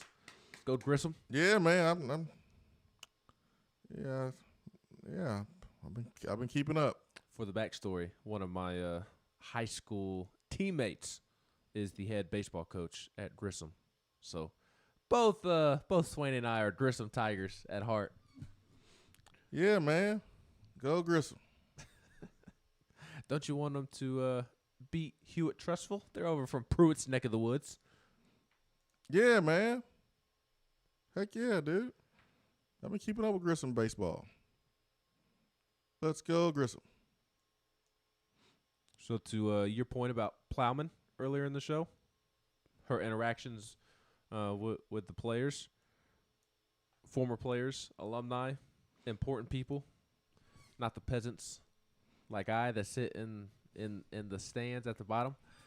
I was reading some comments on Brent Hubbs' Q&A with Danny White, and Danny White continually has continually mentioned the leadership as to one of the biggest reasons, if not the reason, he took the job here at Tennessee. He's been consistent in that message. And the paycheck? That I'm sure that helps.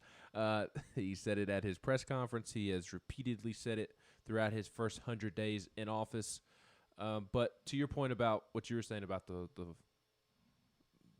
Chancellor Plowman and her interactions with former players and alumni over the weekend, Ramon Foster was on his airwaves this morning raving about the way Chancellor Plowman was interacting with former players and alumni. So I don't think it's just an act for Chancellor Plowman because I see her at every single baseball game.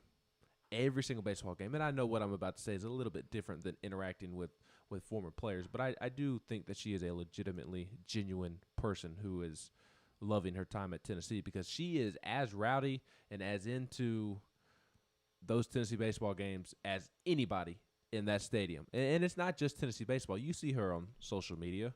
That's genuine because she's going to these events. She's going to these practices. She's interacting with the coaches. She's interacting with the players. Tennessee's in a good spot with her as her kind of leading the way. I think there's two decisions someone can make when they take over the job at Tennessee in the last 10 years. You can identify the problem, but then shove it aside and know that, okay, it's not going to endanger my job directly. I'm still going to get paid, even though you have to fix it to operate at optimum level. Or you can embrace it and go, hey, I didn't do it, ain't my fault, but I know this needs to be done, needs to be fixed. Chancellor's doing that. Chancellor Plowman is doing that. She knows what needs to be fixed. And I think she really cares about fixing it. And it's not as simple as, oh, let's just hire a good coach and everything take care of itself.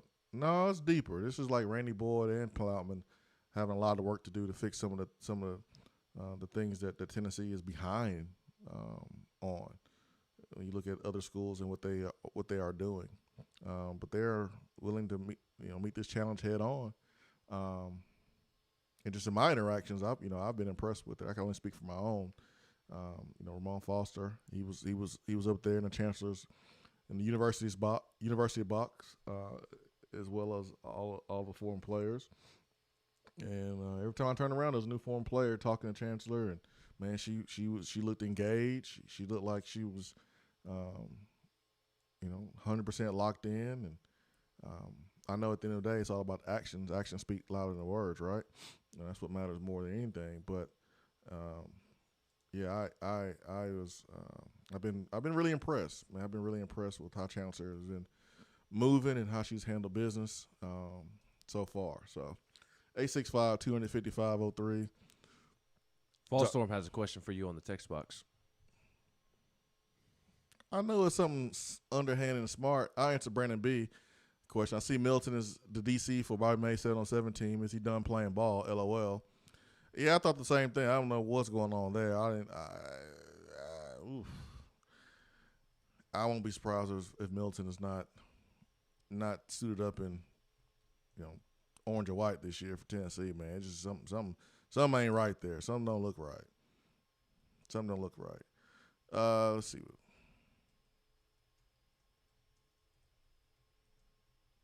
Oh man, that little girl enrolled at Auburn or LSU since it's on that a girl. No, she's at Arizona State. That's not even a good one. That's not even a good dig. That was terrible. Boo. Boo, Volstorm. You're better. You're better. Rodney Nostell says, maybe I'm the only one who thinks like this, but the last great quarterback, since he had my opinion, was the Iceman. He didn't have the best arm strength, and he damn sure couldn't run. However, he was a winner. So maybe Bailey, maybe our next Iceman. It's about decision making. Maybe he can develop into that. Maybe. Casey was thrown in the fire really early, but Casey had a whole lot of talent around him. He'll be the first one to admit that. But Casey was special. I got to throw Dobbs in the mix, man. Dobbs was able to do a lot without the structure, with a lot of drama. Casey had first rounders and a Hall of Fame coach all over the place, man, for him. So I think that stuff matters too. But throw Dobbs and Casey right there, man. Some of the greatest quarterbacks that have played here at Tennessee, along with others. There's many other great quarterbacks that we don't have enough time to list all of them because we got to go. 865-255-03, Irish Networks hotline. Hiller Plumbing, Heating, Cooling, and Electrical sponsors the show. So if you need any plumbing, anything electrical, anything, happyhiller.com. Right now, offering a free week-long vacation with the purchase of a HVAC unit, tankless water heater, weekend vacation. You can get that free there at happyhiller.com. Same time tomorrow, 7 a.m. Have a great day. Peace and love. We are out.